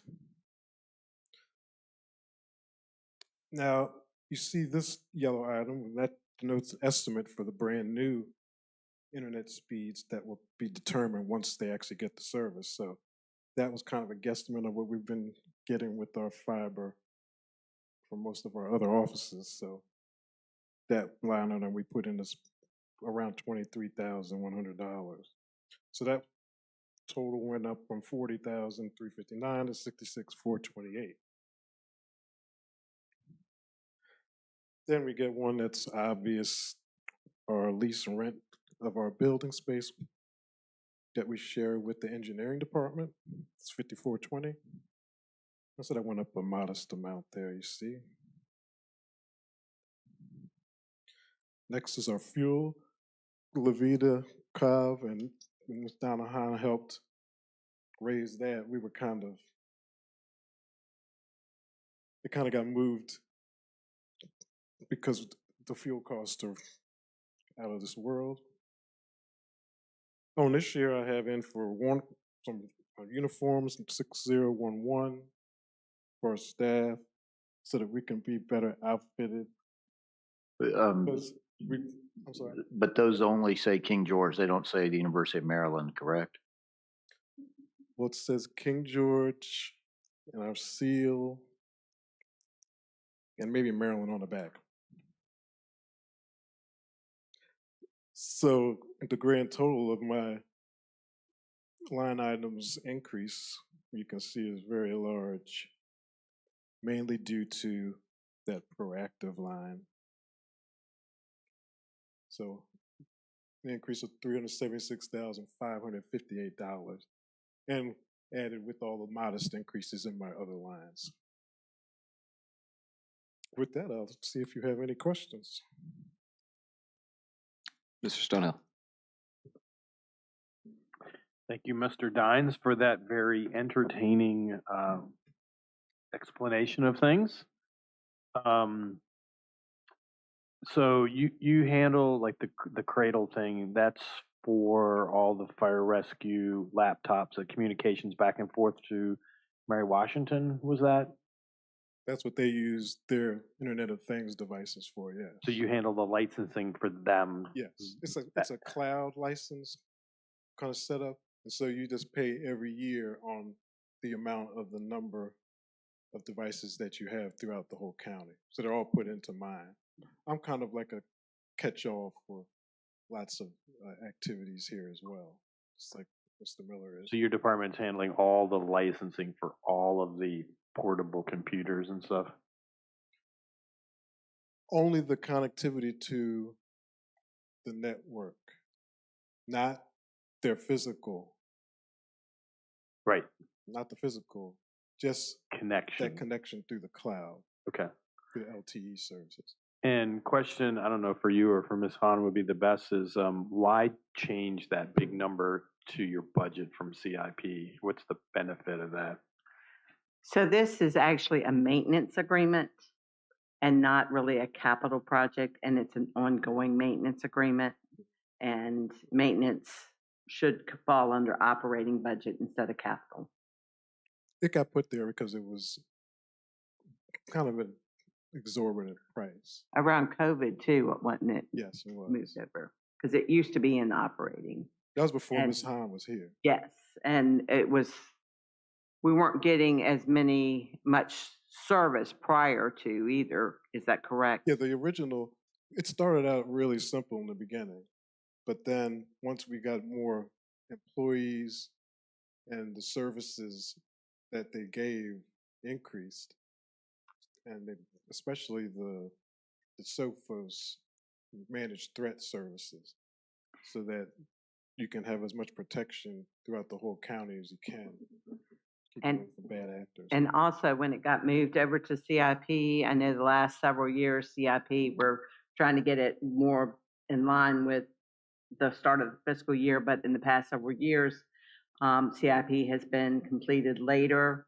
And so we've been getting the service without CIP being approved, and the company has been very gracious waiting for their payment. And so with it being in the operating budget, we know that the funds are there come July 1 to pay for next fiscal year. That's a great point, Ms. Hahn. Thank you for stating that. Thank you, sir. That's all I have. Ms. Kupka? Ms. Bender? Yes, I just have one question. The protection, is that just for computers or also for our phones? Is it just computers? Just the computers, the servers, the firewalls. We don't have mobile data management yet, but that can be put on as well, but that'll have to go through the budget I process. just was trying to clarify. So the Yes. 350 devices are all like the servers and the tablet. Every laptop, Okay. desktop, tablets. tablets. All right, thank you. You're welcome. Mr. Stetz? So since you moved it into this, did you increase it at all, or is it just the same as it was before you moved it? No, it did go up. It's a good question. Before it was $21,135 basically per month. And with the new services that we have, the increase of the 50 devices that were put on, then I asked them, I was like, well, this is going to go up, so let me know what it is, because I have to present it here and put that in front of them and not have it be a surprise later on. So then it went up to 26,000. So it's 5,000 more for the extra things we got. I'm sorry?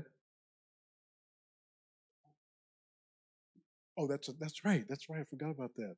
We also added the library into this agreement because they were on their own and they had their own malware antivirus.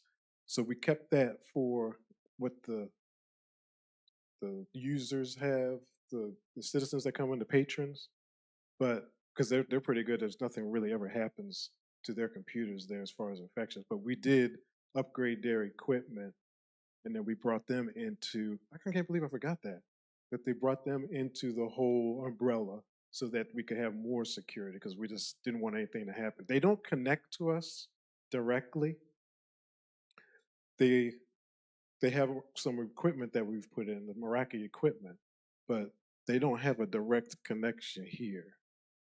So So it only went up because you adding the library and the 50 plus computers. There was no other increase because of cost or anything else. well, one thing, they gave us the Dragnet because they wanted us to test it. We're like a test bed for them for a lot of their items. And so that was added as well. So that's why I wanted to put that into the budget. I wanted to see how it worked. And it seems to be working with Cobb and a few other people in the community. I don't know. I know, exactly. And it was competitively bid also. We can't, Thank you. Donna and Norita don't let anything go by that's not a competitive bid. I appreciate that. Thank you. You're welcome. And there's money levels to all that. Like if it's this amount of money, you have to get 2. If it's this amount, you have to get 3 bids. So. Mr. Chapman, do you have anything? Thank you, Mr. Jones. I have a quick question for you. Have you ever, or the county in itself, reached out to the federal government, specifically the Cybersecurity Infrastructure Security Agency, to have they have what are called cybersecurity assessors. They come out and they check localities, they do the honeypot testing, but they're also on the backside, they make recommendations, and there are grants that you can also get. Oh, sure. So There's a big grant that's coming out soon. They have been trying to put the points in for that to give to us because I have in my group, the Valguide group, which is Virginia local IT executives. We're on that. I'm on one of the people on the committee, and so we have a direct connection to VITA, VDAM, and the Virginia Fusion Center. So yes, I believe they said maybe June we would know. And I brought up in a previous time talking to the board that we're going to go for that because Ms. Kupka found that as well when she went to, I think it was probably VACO or something like that. But it's a national grant that you'd be able to get. But before all that, with the election and election security, like we do that constantly. Like our new thing is we're going to have to get penetration tests. And so I want to do like 2 of those a year at least. And, we're always working on our policies and procedures. We're doing risk assessments. The staff is getting ready to have to take a business impact analysis. Of course, our finance staff said they don't want to lose $1 in case somebody does something to the county that keeps the people from working or collecting money or whatever. But we're going through that whole process as part of the whole cybersecurity plan. Okay, thank you. But that's a good question. Mr. Collins, do you have any questions for Mr. Dines? No, sir. Okay. Thank you, Mr. Dines. Thank you. I'll see you next in the CIP. Looking forward to it. And I think that concludes the departments with a 20% increase. So I believe next we have a discussion about retiree healthcare. Mr. Shake it off a little bit. We're good. We've been going strong, so awesome. Well, good evening, Chair, board members, Citizen Committee. My name is Derek Messler. I'm the HR Director. As of yesterday, I've been here for 7 months in my role here. So getting to learn all about the county, its employees, and everything that we do for our citizens. And it's been a great experience. I have the privilege to talk about the retiree healthcare report coming from our committee. This is actually one of the most talked about benefits we don't have today. I think it was day 2 I got here, and I started hearing about the desire, the want for retiree healthcare from all different sectors, from public service to county employees. So I am pleased that we're discussing this today.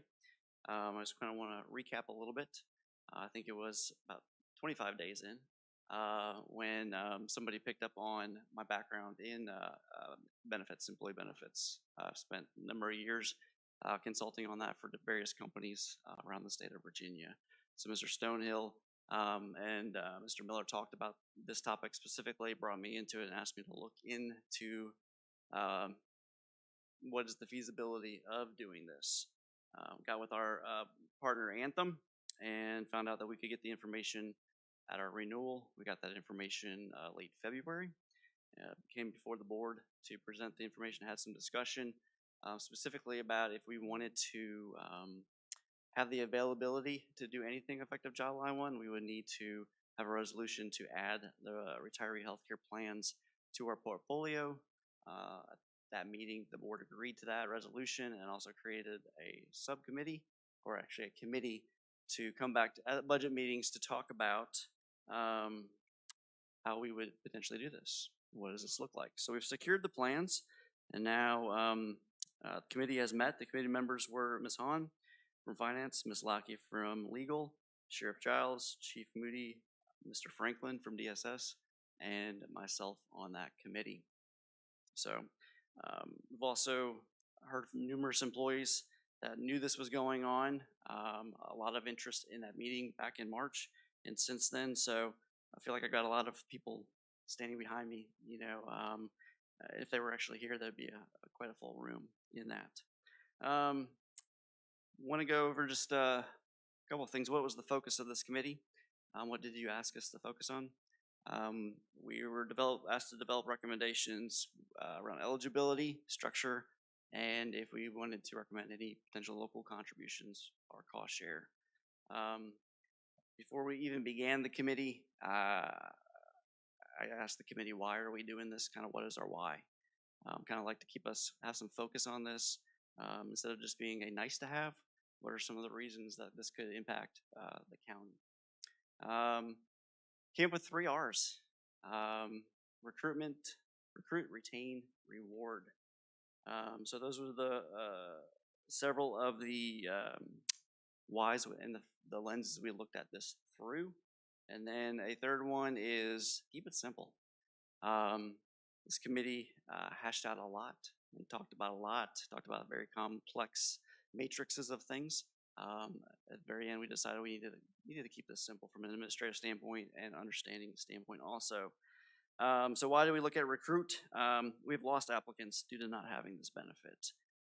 Retain, we've lost employees to the localities and to the federal level for not having this benefit. And reward, outside of VRS, which is a great benefit to offer for longevity, not just at the county, but any VRS employer. We don't really have a whole lot that we offer somebody after X number of years with a county, be it 25, 30 plus years with the county. So reward was definitely a focal point of this. So I'm going to jump into what were the recommendations. We're going to lay them out, and then we're going to talk about kind of what's behind them and some of that whys, how they relate to our 3 R's.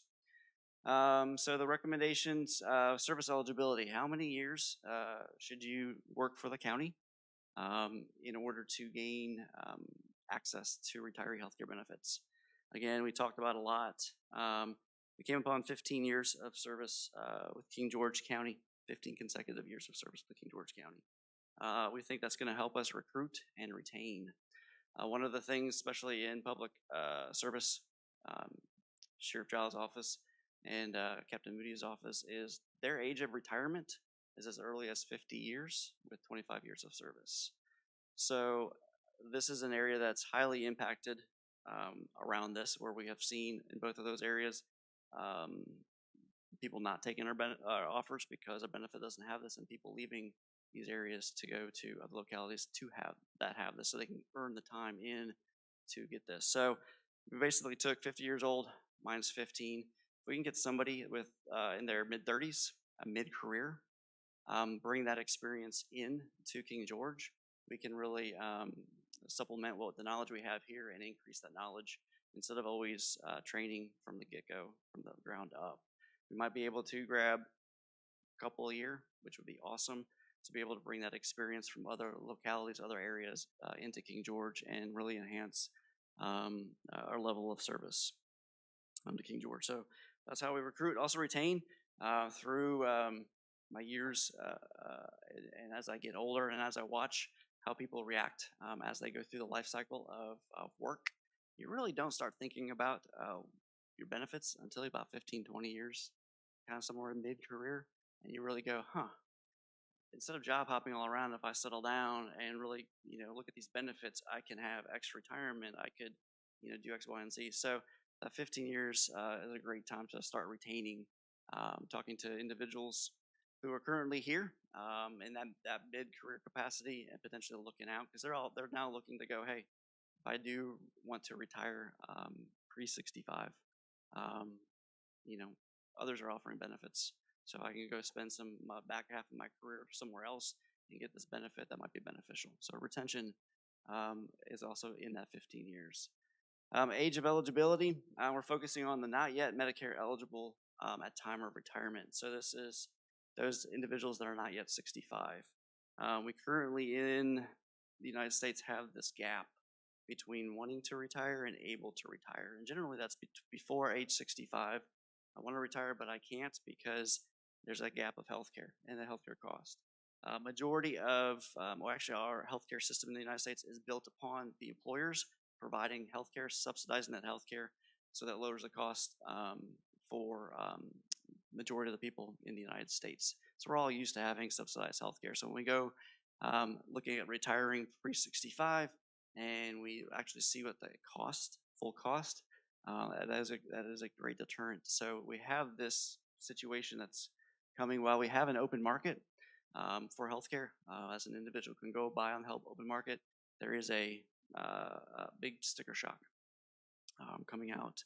So we think helping those individuals for a variety of reasons, not just get over that hump when they retire to they reach 65, but we also see a lot of people just hanging around for the benefits. We're hanging around for healthcare.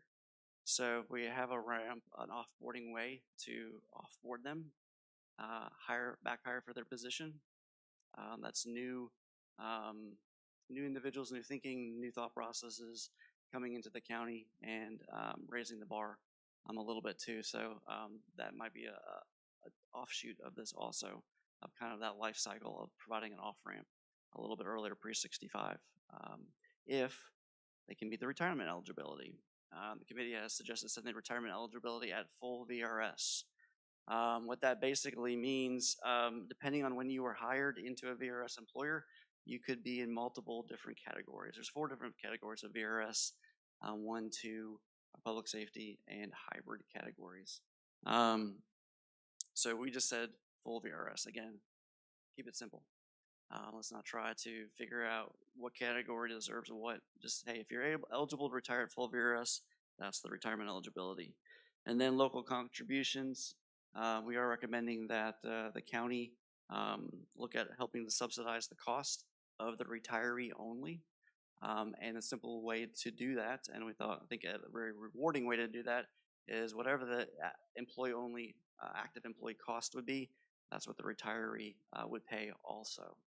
That cost then would be able to fluctuate whatever the county does for active employees, so it would follow suit, and it wouldn't have an administration burden of trying to figure out this plan is, for retirees is going to be this, and active employees is going to be this. It's just going to be all one and just flow.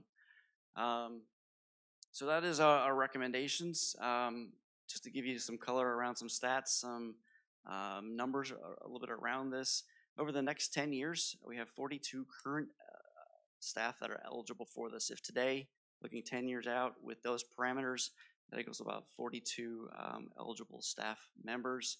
64% of that is in our public safety. So again, with their retirement eligibility potentially starting at age 50, and then whenever they hit that 25 years of experience, that is why they make up the bulk of that.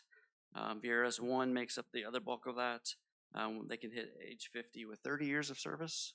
That's non-public service. So we do have a number of individuals now in reaching, as you can see, that 30 years of service also on the county side. Cost savings on salary when rehiring. So another part of that offboarding is generally somebody with high years of service has higher pay. Backfilling that position while we would still have that benefit cost on that rehire, we anticipate bringing them in potentially lower than that current cost of that salary. So there could be some cost savings there. Didn't go into the weeds on that to figure out a cost number on that, but there are just theoretically some cost savings on that. I want to make a note that retiree healthcare plans we're talking about are the same exact plans that we have for the county employees right now. They're just, now we have them eligible for those that are pre-Medicare age. They do include medical, dental, and vision. We have all-in-one plans that are all wrapped up. So it's not just medical, it's not just dental, it's medical, dental, and vision plan, a very comprehensive plan that those who haven't reached 65 yet could partake in if they meet eligibility. These plans are not available on the open market. These plans alone, having access to the plans alone, are a benefit in themselves. What's available on the open market are not our open network PPO plans. They're high deductible plans. They're HMO plans, which just means they have a very narrower network, not as many physicians involved. So these plans aren't, you can't buy these on the open market. So that's another benefit to our retirees. Some assumptions I made, I'm leading up to numbers. I'm getting to the numbers part. Some assumptions I made in doing the numbers. I have 10 years of data with VRS. I can look out 10 years. I'm assuming with my numbers, I'm going to show you that everyone, once they hit eligibility, is going to participate. We know that's potentially not going to happen, but instead of picking and choosing, I'm going to show you the high number. With that, I've also modeled out 10 years, putting in 5% increase year over year, and then assuming the county, this is an assumption, going for more numbers, higher cost, more conservative numbers, assuming in this model that the county would then pick up the increase every year. Okay, so I don't want to undershoot. I'm definitely overshooting, but I figure we'd start there and then trend this as we go year over year, depending on what type of plan we have. So looking at the cost, just walk you through, this is FY24, next year's budget, all the way through FY34. The number of employees is compounding every year, and or people are coming off every year. So our first year, we'll have 8 eligible employees. Our next year, we'll have some moving off into 65 and more coming on. So that number is not an 8 plus 14 plus 14, so on and so on. That's 8 on the plan, then 14 on the plan, then 17 on the plan, based off of those eligible to come on in today's environment, and then those coming off. So as you can see, our numbers do grow as we get towards the bottom there. But as you can see, there's no 42 staff members on at one time. So what we're projecting with these numbers. You do see the cost starting out for next year. We're estimating, again, if everybody partakes in this, around max 68,000. Which would, if you bounce that number off of the total number the county does subsidize and pay for employee cost, that's an additional 1.92% increase to our cost. So again, we have more employees coming on FY 2025.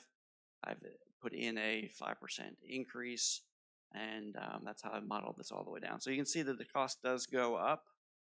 I don't have solid numbers past 10 years, but every year past this year, we'll be able to add on to that and model it out. Just to let you know, so I said we have 40 eligible in the next 10 years.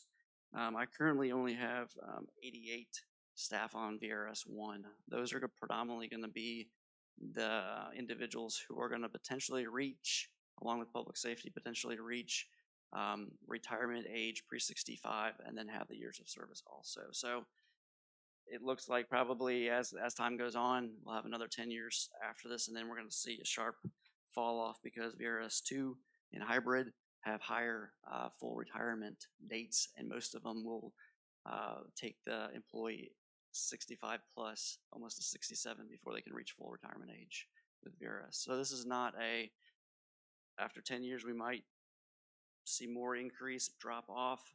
This is not a forever perpetual thing where we're going to have just numbers compounding on numbers, basically just due to how our VRS retirement system is set up. And we currently have, you know, a good majority in that VRS hybrid, which you have to reach full Social Security retirement age, you know, plus or minus 30 years of service before getting that full retirement. So that's some of the data behind it. Again, going back to the recommendations of the committee, eligibility, the age group we're looking at, full retirement age, and then we do recommend, again, for that from a reward standpoint, that we offer the retiree only, just the retiree, not any dependents, same as the employee only cost. Thank you. So I appreciate it from I guess a worst case scenario perspective to kind of see where I'm sure it'll be somewhere lower, and but it's good to know the high watermark. So I understand the idea of local contribution is the retiree only, which is the same as employee only. Would the employees have the option to include like a spouse as well, but then they just pay all the extra cost? Correct. Okay, so Yes. that's nice to be able to make that plan available, I guess, to their. Okay. And that's congruent. We also spend a lot of time looking at other localities, our neighboring localities, and that's congruent with most of our local neighboring localities. We help the retiree, and then if they have a dependent they want to carry through, that they pay that 100% of that cost. Understood. Okay. Makes sense to me. I'll start with Mr. Stonehill. Do you have any questions? Not really questions. I just wanted to say thank you. I mean, thank you very much. I've been asking for this information for 6 years now, and you started on it within 30 days. And I mean, to me, this is a no-brainer. All of our neighbors to the north and across the river, and the federal government right here in Dahlgren, who steal some of our people. It's you know, because they have this. And you know, years ago, the state offered retirement benefits, and they did away with it, and it caused a lot of issues with everybody. But it seems these northern counties, which always create this vacuum to take our people away, they all have it. And you know, for this worst case scenario, which is not even a whole lot of money, I mean, when you're looking at it for, you know, a possible 27 people, it's not a whole lot. And it's just to me, this is a no-brainer to try to keep some of our people here in the county and to recruit, like you said. But I just wanted to say thank you again for all of that information. Ms. Kupka? Thank you, Mr. Chair. Thank you very much for your presentation. It's striking to me that 64% of those eligible over the next 10 years are public safety. And I certainly don't mean to offend or slight anyone by saying this. While I'm sure our emergency services personnel value the experience that those employees have, that's a job where you have to be physically fit to perform. And we certainly, again, I don't mean to offend anyone, but we don't want people sticking around who aren't necessarily fit for service because they need health care. And this is a very good option to allow people who maybe have been sticking around a little longer than they should get credit for how long they've served our community, how hard they worked for our community. So thank you for bringing this forward. Well, that's one thing that both the sheriff's office and fire rescue, the employees brought up. It was like, hey, this is, you know, later in my career, this is, in their words, a young man's game. You know, so they recognize that they're looking to afford this, and yes, it does have some possible risk mitigation, you know, involved in this also. Mrs. Bender? Mr. Stats?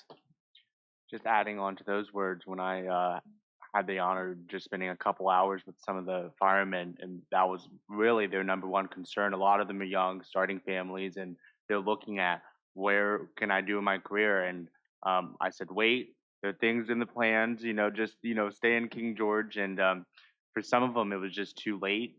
And so I'm really happy that Mr. Stonehill and you kind of got together, and because this is just an amazing, amazing plan. So like Mr. Stonehill said, can't thank you enough. Ms. Thompson? Yes, thank you. I think this is fantastic, 100% necessary. I think we also need to consider offering this to our teachers at some point. King George County Schools has had a retiree Mhm. plan. So, Healthcare, yep, yes, ma'am. They've had it for quite a while. thank you. Yep. Mr. Chapman? Okay. Mr. Collins, do you have any questions or comments for Mr. Metzler?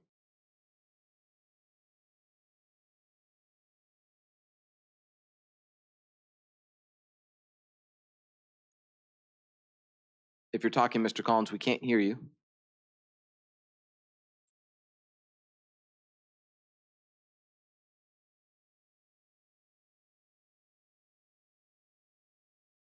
Mr. Collins?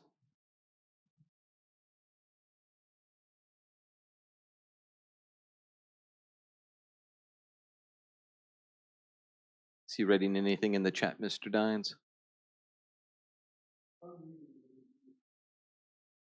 Okay.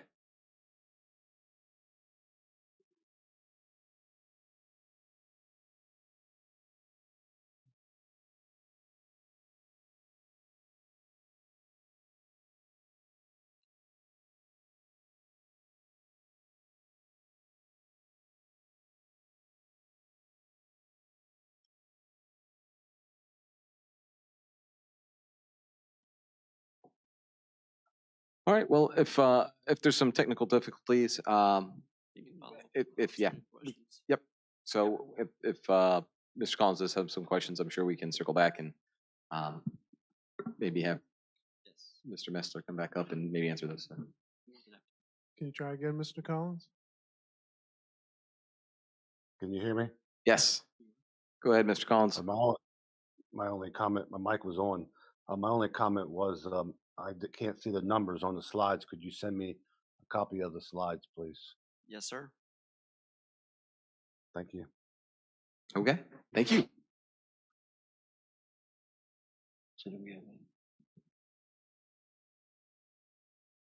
All right. So moving on to employee pay increases, Mr. Miller.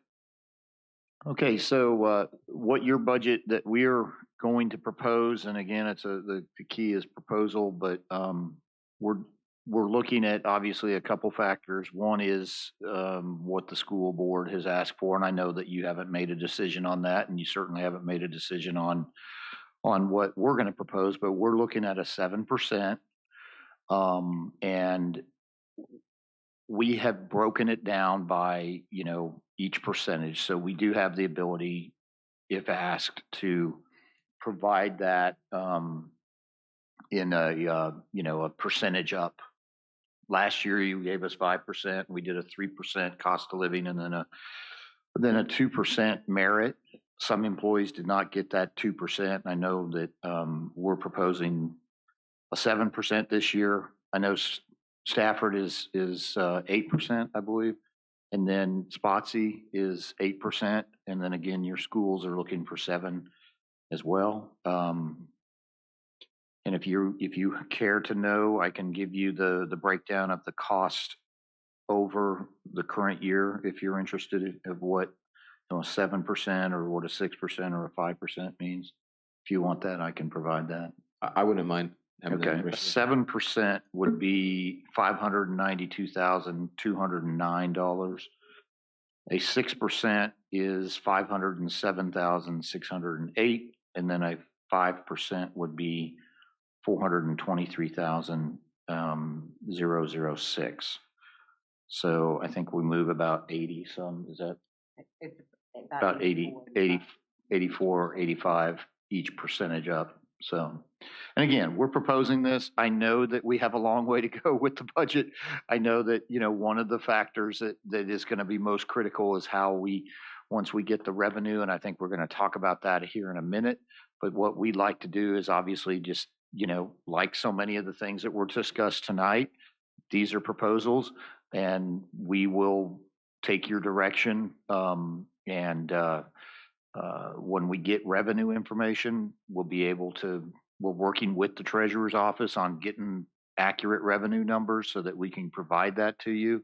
Once we get that, then we can talk, the commissioner of revenue, excuse me, not the treasurer's office, but, that's what we're doing. So that's our proposal. And again, you know, it's based on what's going on around us, and it's also based on, what the school board is asking for the teachers.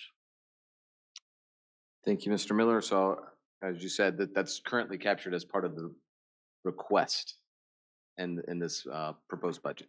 Yes, so it is in that, The the spreadsheet. budget expenditure spreadsheet Yes. under non-departmental, which is probably like page 3 or so if you're, Yep, I see it's in purple, 592,209. yes. Thank you. So that's 100% just dealing with the salary adjustments. That non-departmental. That is salary plus benefits. Okay, The additional, you know, when you get a pay increase, then your VRS goes up by, I think it's, what are we at? 12.14. And then, you know, your FICA, your, tracking. life insurance, Understood. workers' comp, all of those increase with pay.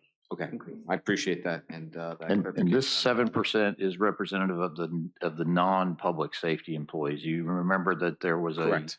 agreement made or an action made a couple budgets ago, Yes, and then they have a current step plan, which we are actually in the process of looking when we go through the salary survey that is being done or is being worked on. They're going to look at the possibility that, you know, what do those step increases need to change to keep pace with the current market?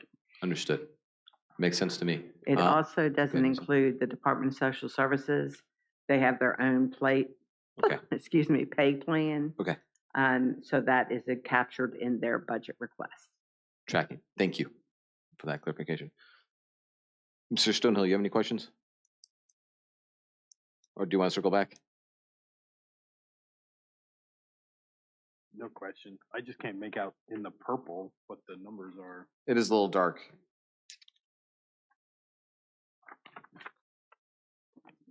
We'll Ms. make Kupka? sure that in the next sheet that we give you all, we'll change that color there. I just thought maybe it was my old eyes and glasses, but It was a visual, I yeah. can't even see The what it is, but, certain things that we need to look at. but no, no questions besides that, thanks. Ms. Kupka? Thank you, Mr. Chair. Thank you. So for those who receive employee pay increases, are all of these employees, do they have to have been here, served at least 1 year to be eligible? Yes, if you're a current employee that's on probation, then you wouldn't get that. Yes, and our probation runs a year unless they're taken off because of performance.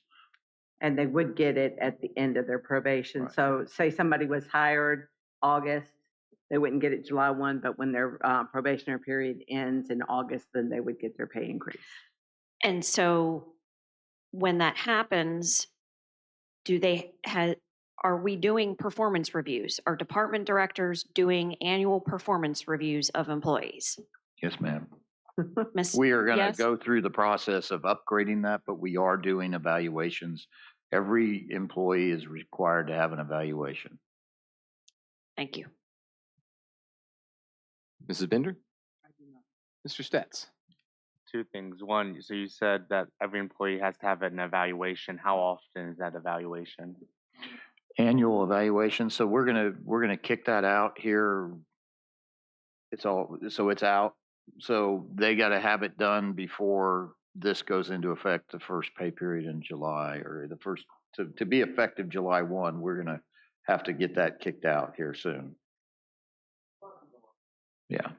And then just one thing for clarification, this 7% increase is, none of it's for the department heads. It's just for the 7% of the increase for salaries. None of that's going to department heads. It would be available for everybody.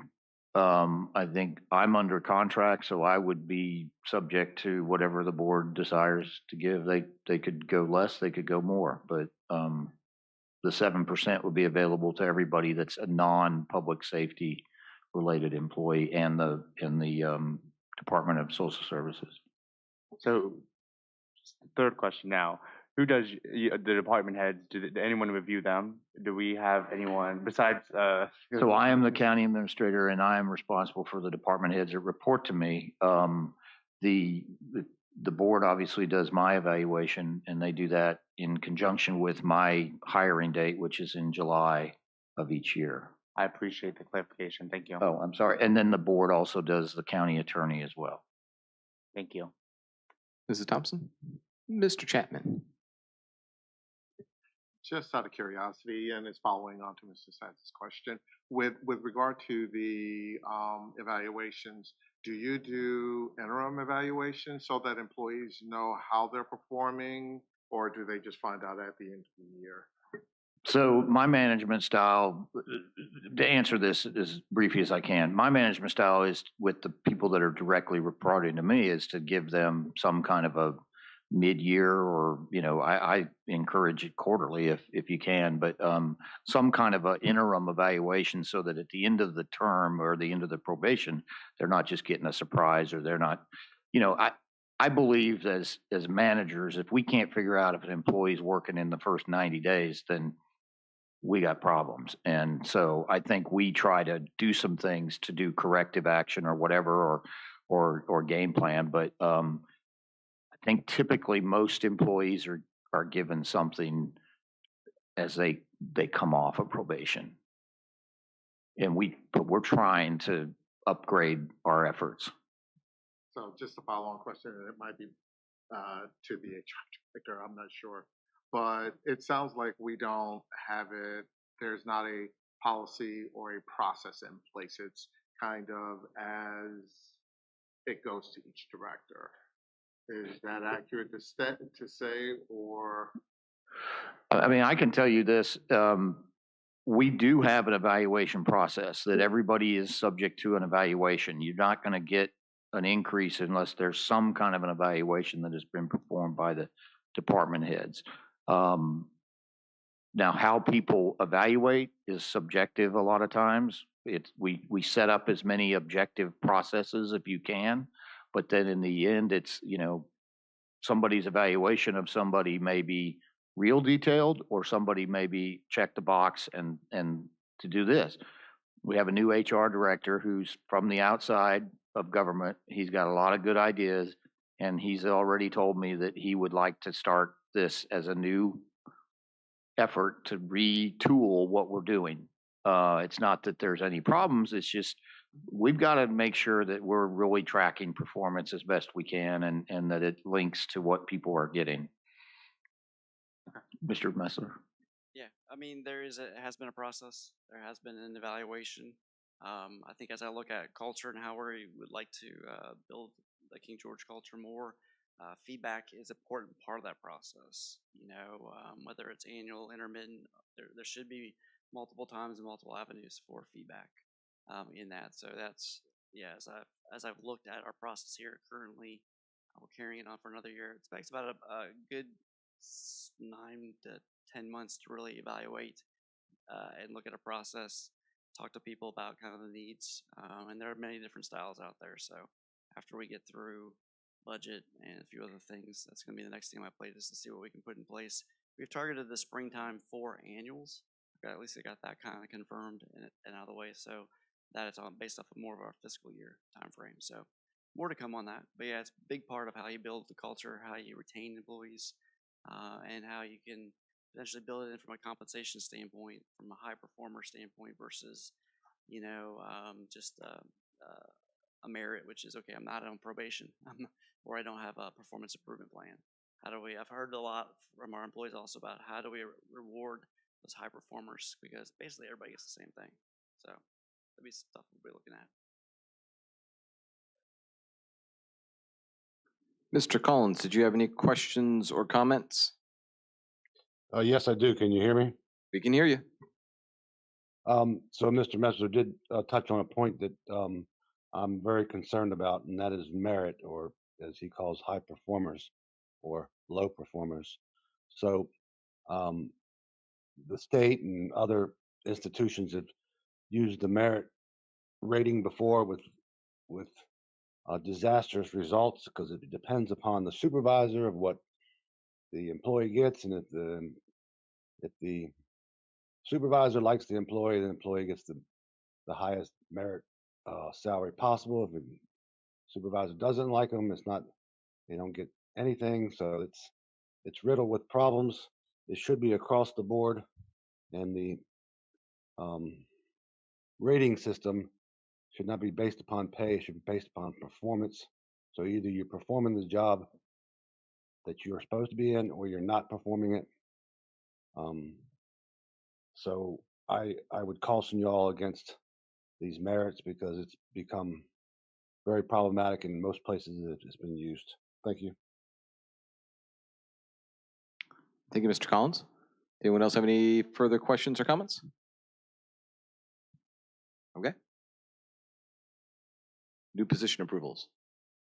Yes, I think we wanted to, again, present this. This is going way back to the start of the budget cycle. And we wanted to have you give us some direction if there's some that are really need to come out, or if you would prefer that we budget them. And then when we start talking about where reductions are going to have to come, then perhaps those positions are certainly on the table. I think what for Ms. Hahn and Ms. Cobb, we just need some direction. If there's something that needs to come out, let us know. If not, then we'll put it all together and then we can talk about it later as we go along.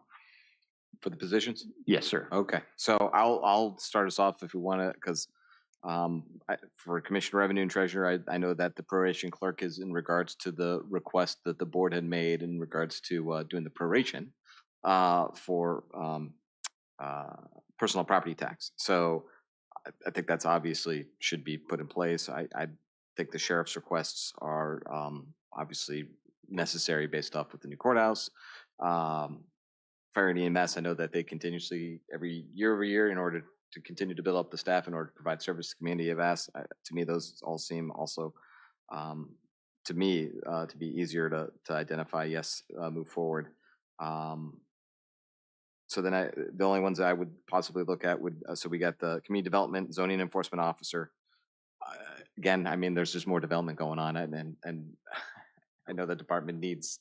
I mean, we're looking to hire to contract out work in order to meet some needs just to begin with.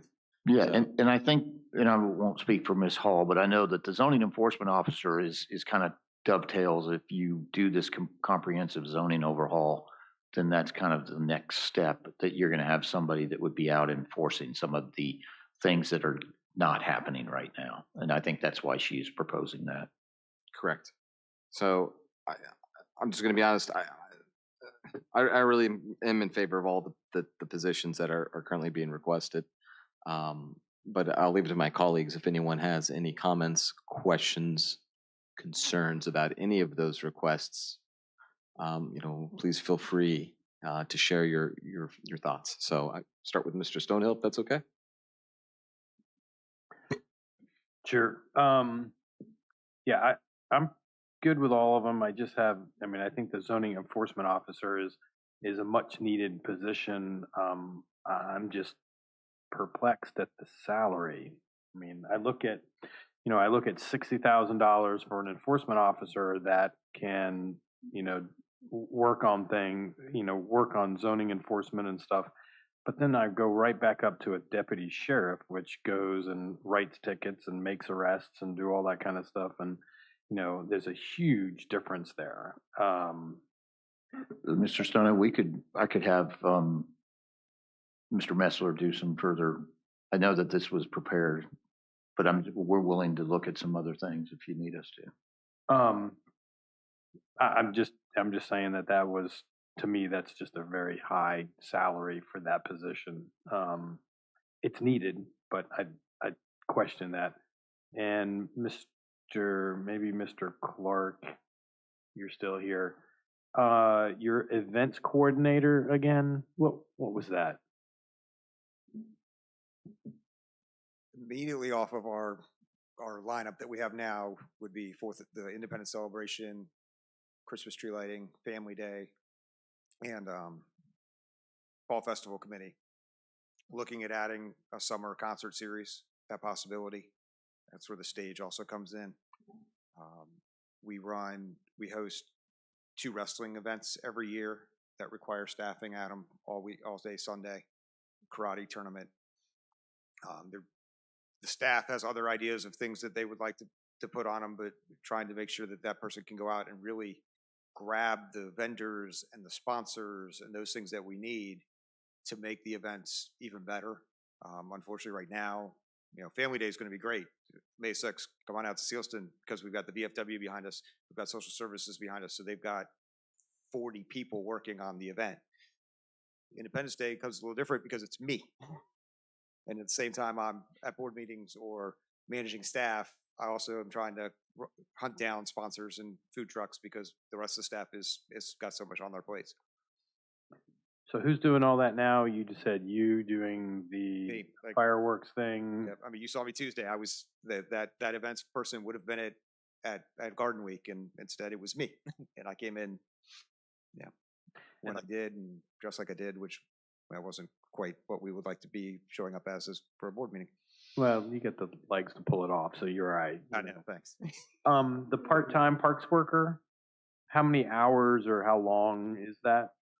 We budgeted it initially at 29 hours a week from mid-March to mid-November. We can obviously adjust that. Did we adjust that to starting January 1 though?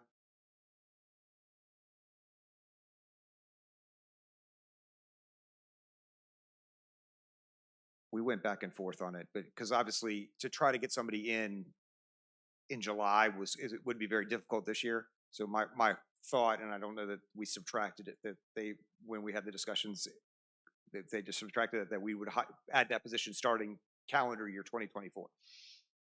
So it's coming out of two different places, but I mean, you're looking for somebody like physically boots on the ground, summertime, like summer help. Sometime Little League starts when we're really into field painting, the grass starts growing, we're chasing, Wayside's going to come back online, and we know we're going to be swamped there. Obviously, you're very familiar with the problems we had there pre-pandemic, and the amount of use that park gets. So to be able to have somebody who would be assigned weekends, we're going to add the bathroom to Sidell Brooks Park. So there's another bathroom to clean on weekends. So that as our staff turns over, I anticipate that weekend, that part-time person might work a schedule Thursday through Monday or Friday through Tuesday and be responsible on Saturdays and Sundays to go clean all 3 parks so that we're ready to go instead of having all 3 parks workers have to come in every weekend.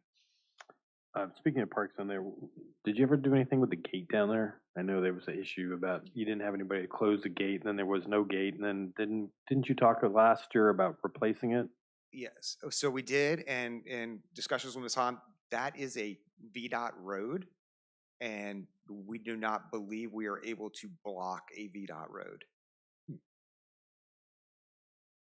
Interesting. You're right. I hadn't thought about that. Okay.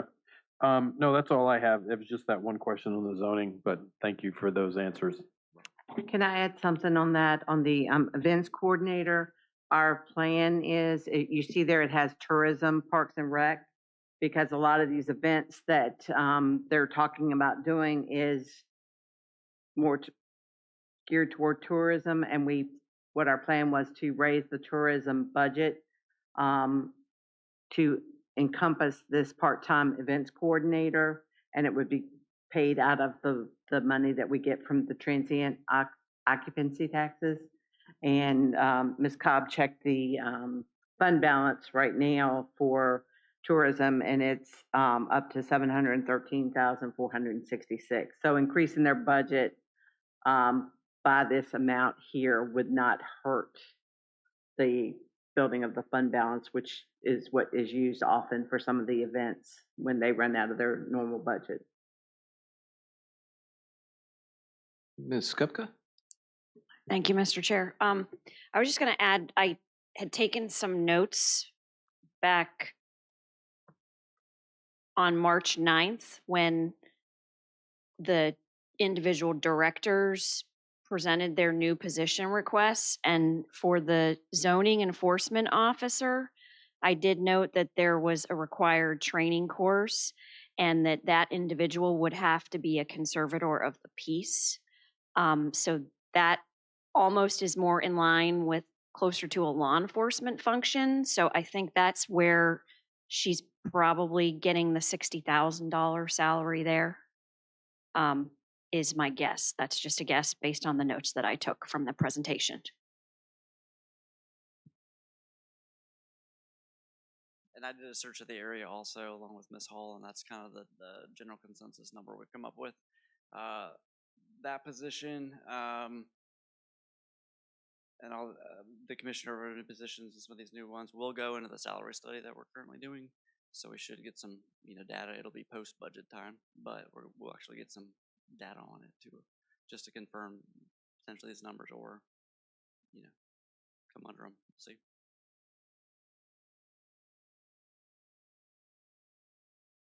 Mrs. Bender? Mr. Stats? Mrs. Thompson? Mr. Chapman?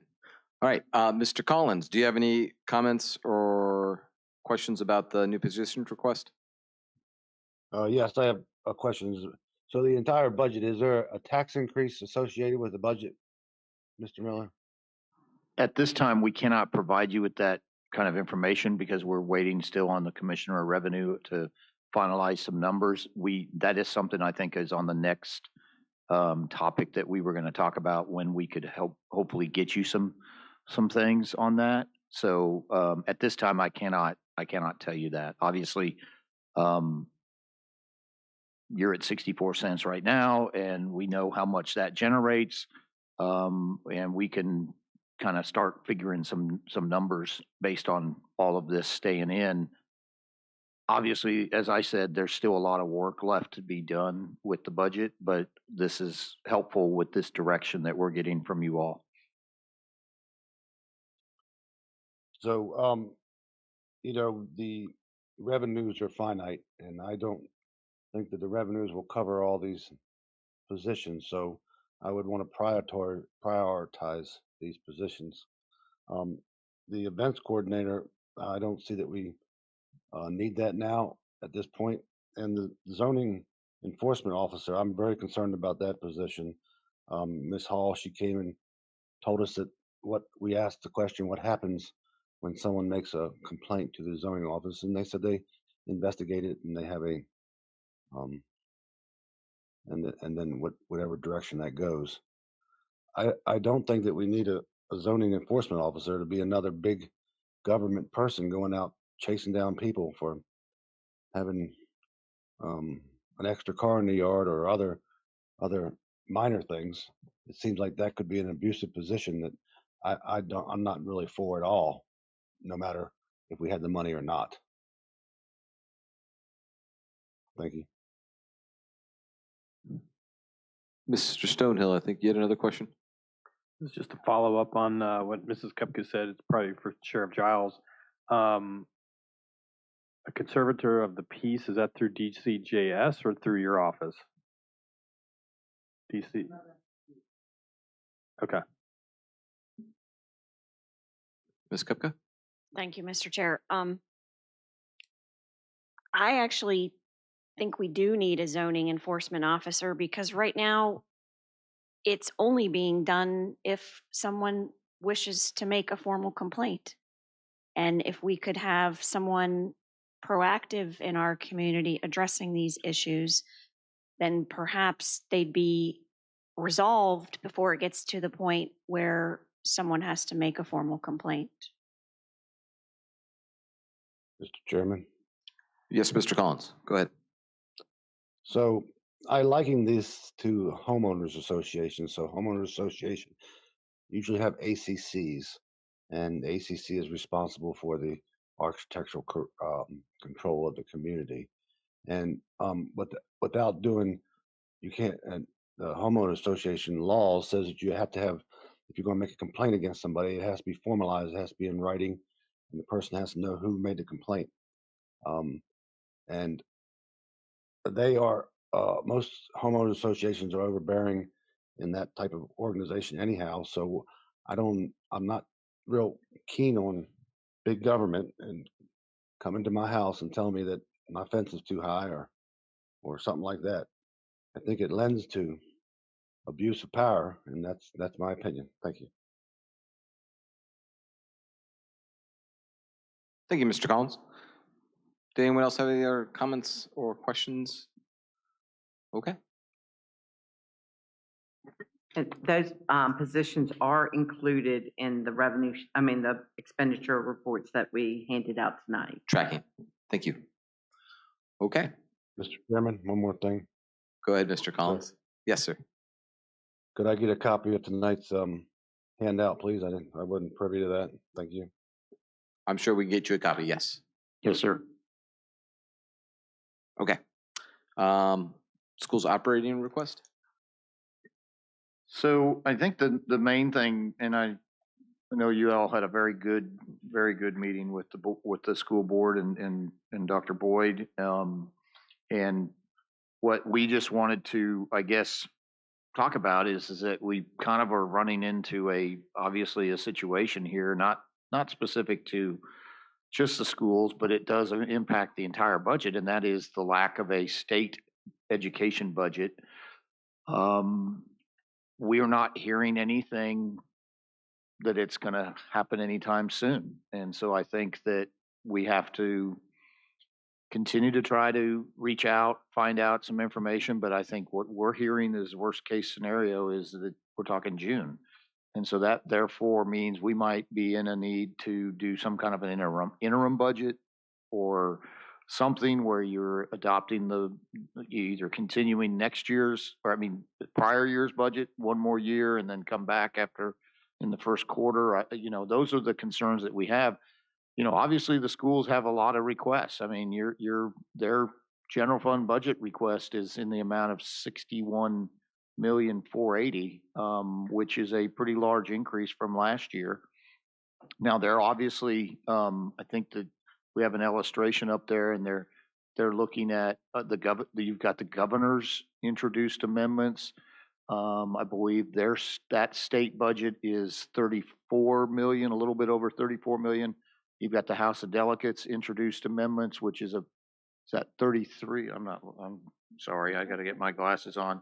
It's not in purple, at least. And that's almost 34 million there. And then your Senate introduced amendments are about 35.6. So, obviously, we hope we can get some direction from the state, but I don't know if you're going to get it.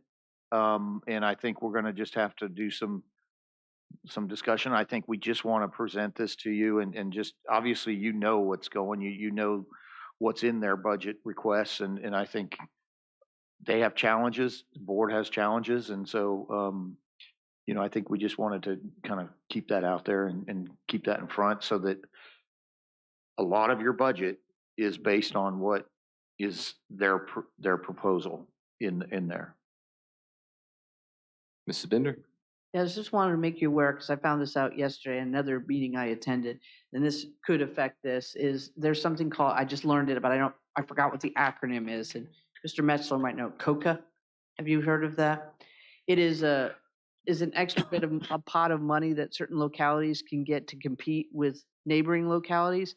And I know Stafford yesterday went to the governor's office to try to get some of that money to compete with Prince William and Loudoun. So that is one thing that we might have to come up against with teachers' salaries, is that, they might be getting a little extra state money, so they might be able to offer more. So that affects us, in the revenue. So I just wanted to make you aware, but I just forgot what the acronym means. Do you know if that was sent out to the superintendents?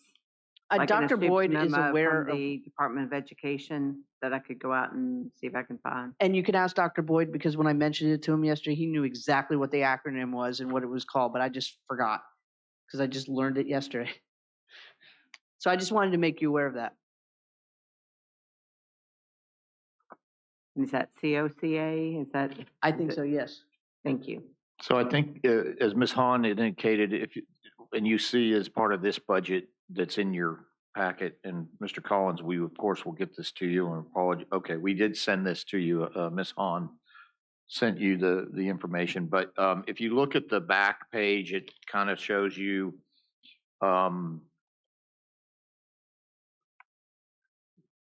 where is my total budget? Was it roughly about 119 million, and of that, last year we had a budget of a little over 108 million.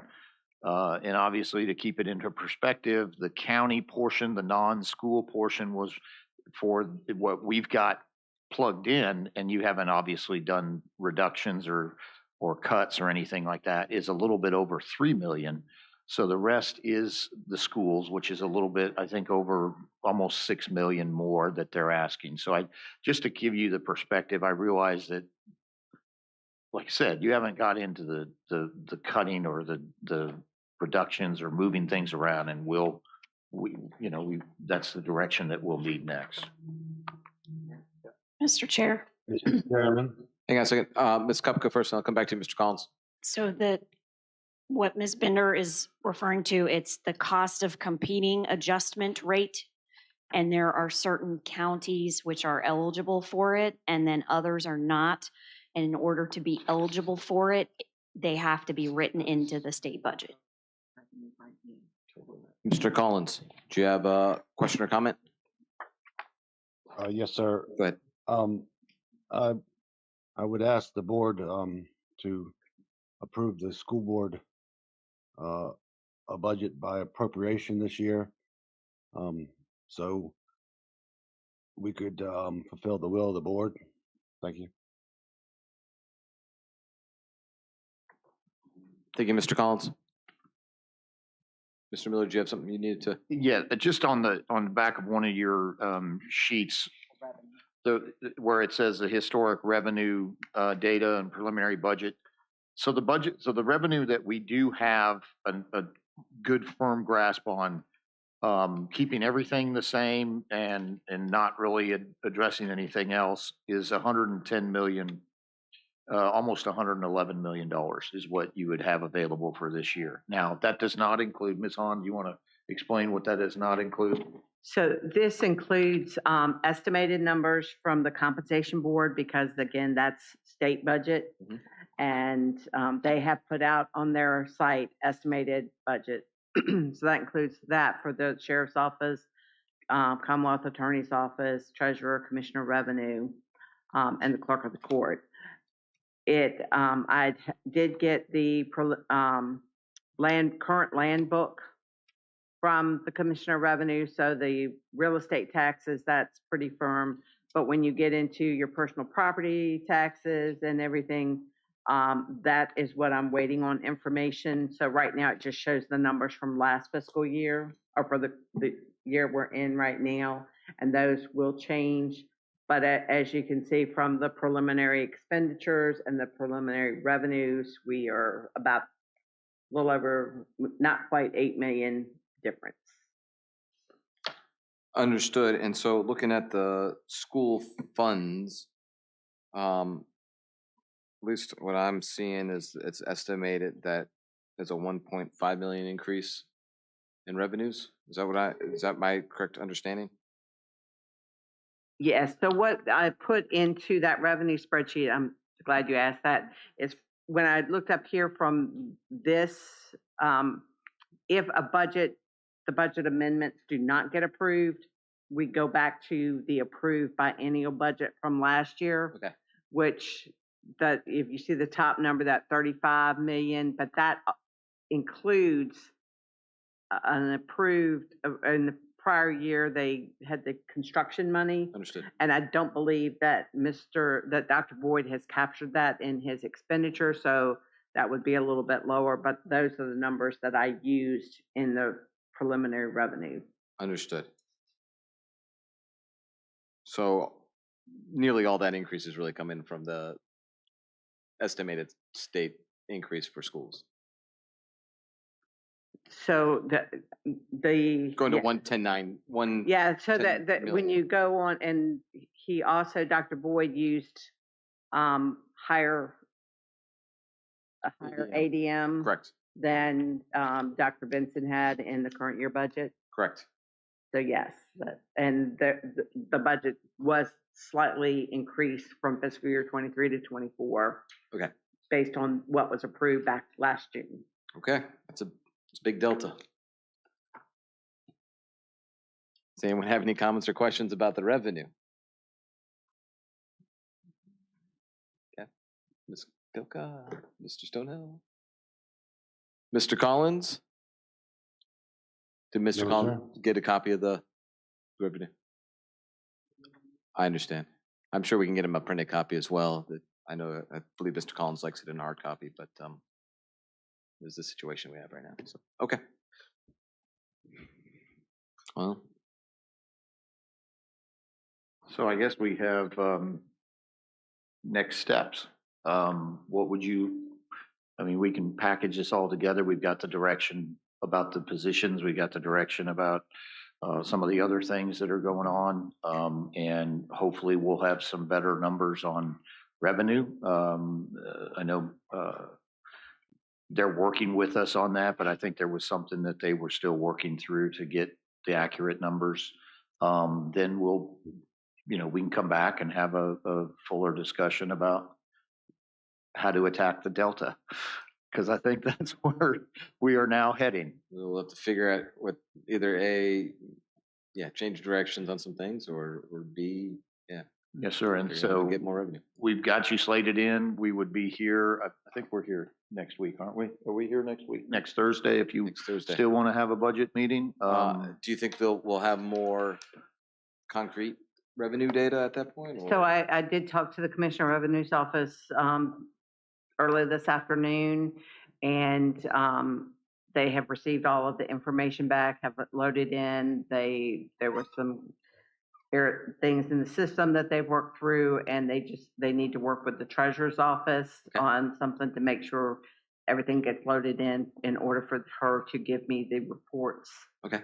So that Mr. Miller and I can take a look at the PPTRA and come up with that rate as well, to present to you all. So I should have those numbers by next week. Okay. And do you want to consider another joint meeting with the school board, or at least have, obviously Dr. Boyd would be available to come to, if you start getting into some of those discussions again. I know that it's up to you all what you want to do. I certainly don't have a problem with having another joint meeting if they have a desire to also participate. I could reach out to their chair and see if there is a desire. I don't think we need it for the next meeting, but we could look to do that if there's a will of the boards to do that. Mr. Chair, could I Sure. just Sure. say that I think it's premature I don't have a problem with doing that, but until we get a grasp on our revenues, I don't see what the point would be. Because we're just looking at the clouds at this point. Right, and So- I wasn't suggesting at next week's meeting. I was Yeah. suggesting that's, and perhaps they need better, they'll need the direction that you all want to give that may involve some changes to their proposal and things like that. But anyway. Which will help us to make a decision if and when we want to move forward with that type of meeting. So, okay. All right. So we'll plan to meet next Thursday. It's at 6? Yes, sir. Okay. All right. And did anyone else have anything any other business bring up? We do not know. Okay. In that case, I will entertain a motion. Just one quick thing. I had something for Tuesday budget meeting. It's Thursday. Actually, we should note that you'll be adjourning to tomorrow, or to Tuesday night, the 25th at 6 p.m. with the joint meeting with the Planning Commission. That's right. Yes, I know. That's correct. You wouldn't. So yes, the adjournment is, what time is that? I don't recall. That is at 6 p.m., 6 yes. Okay. All right, well, I'd like to make a motion to adjourn until 6 p.m. Tuesday, the 25th at 6 o'clock here in the boardroom. Second. All right, we have a motion properly seconded. Do we have a discussion? All those in favor say aye. Aye. Aye. Aye. Mr. Collins?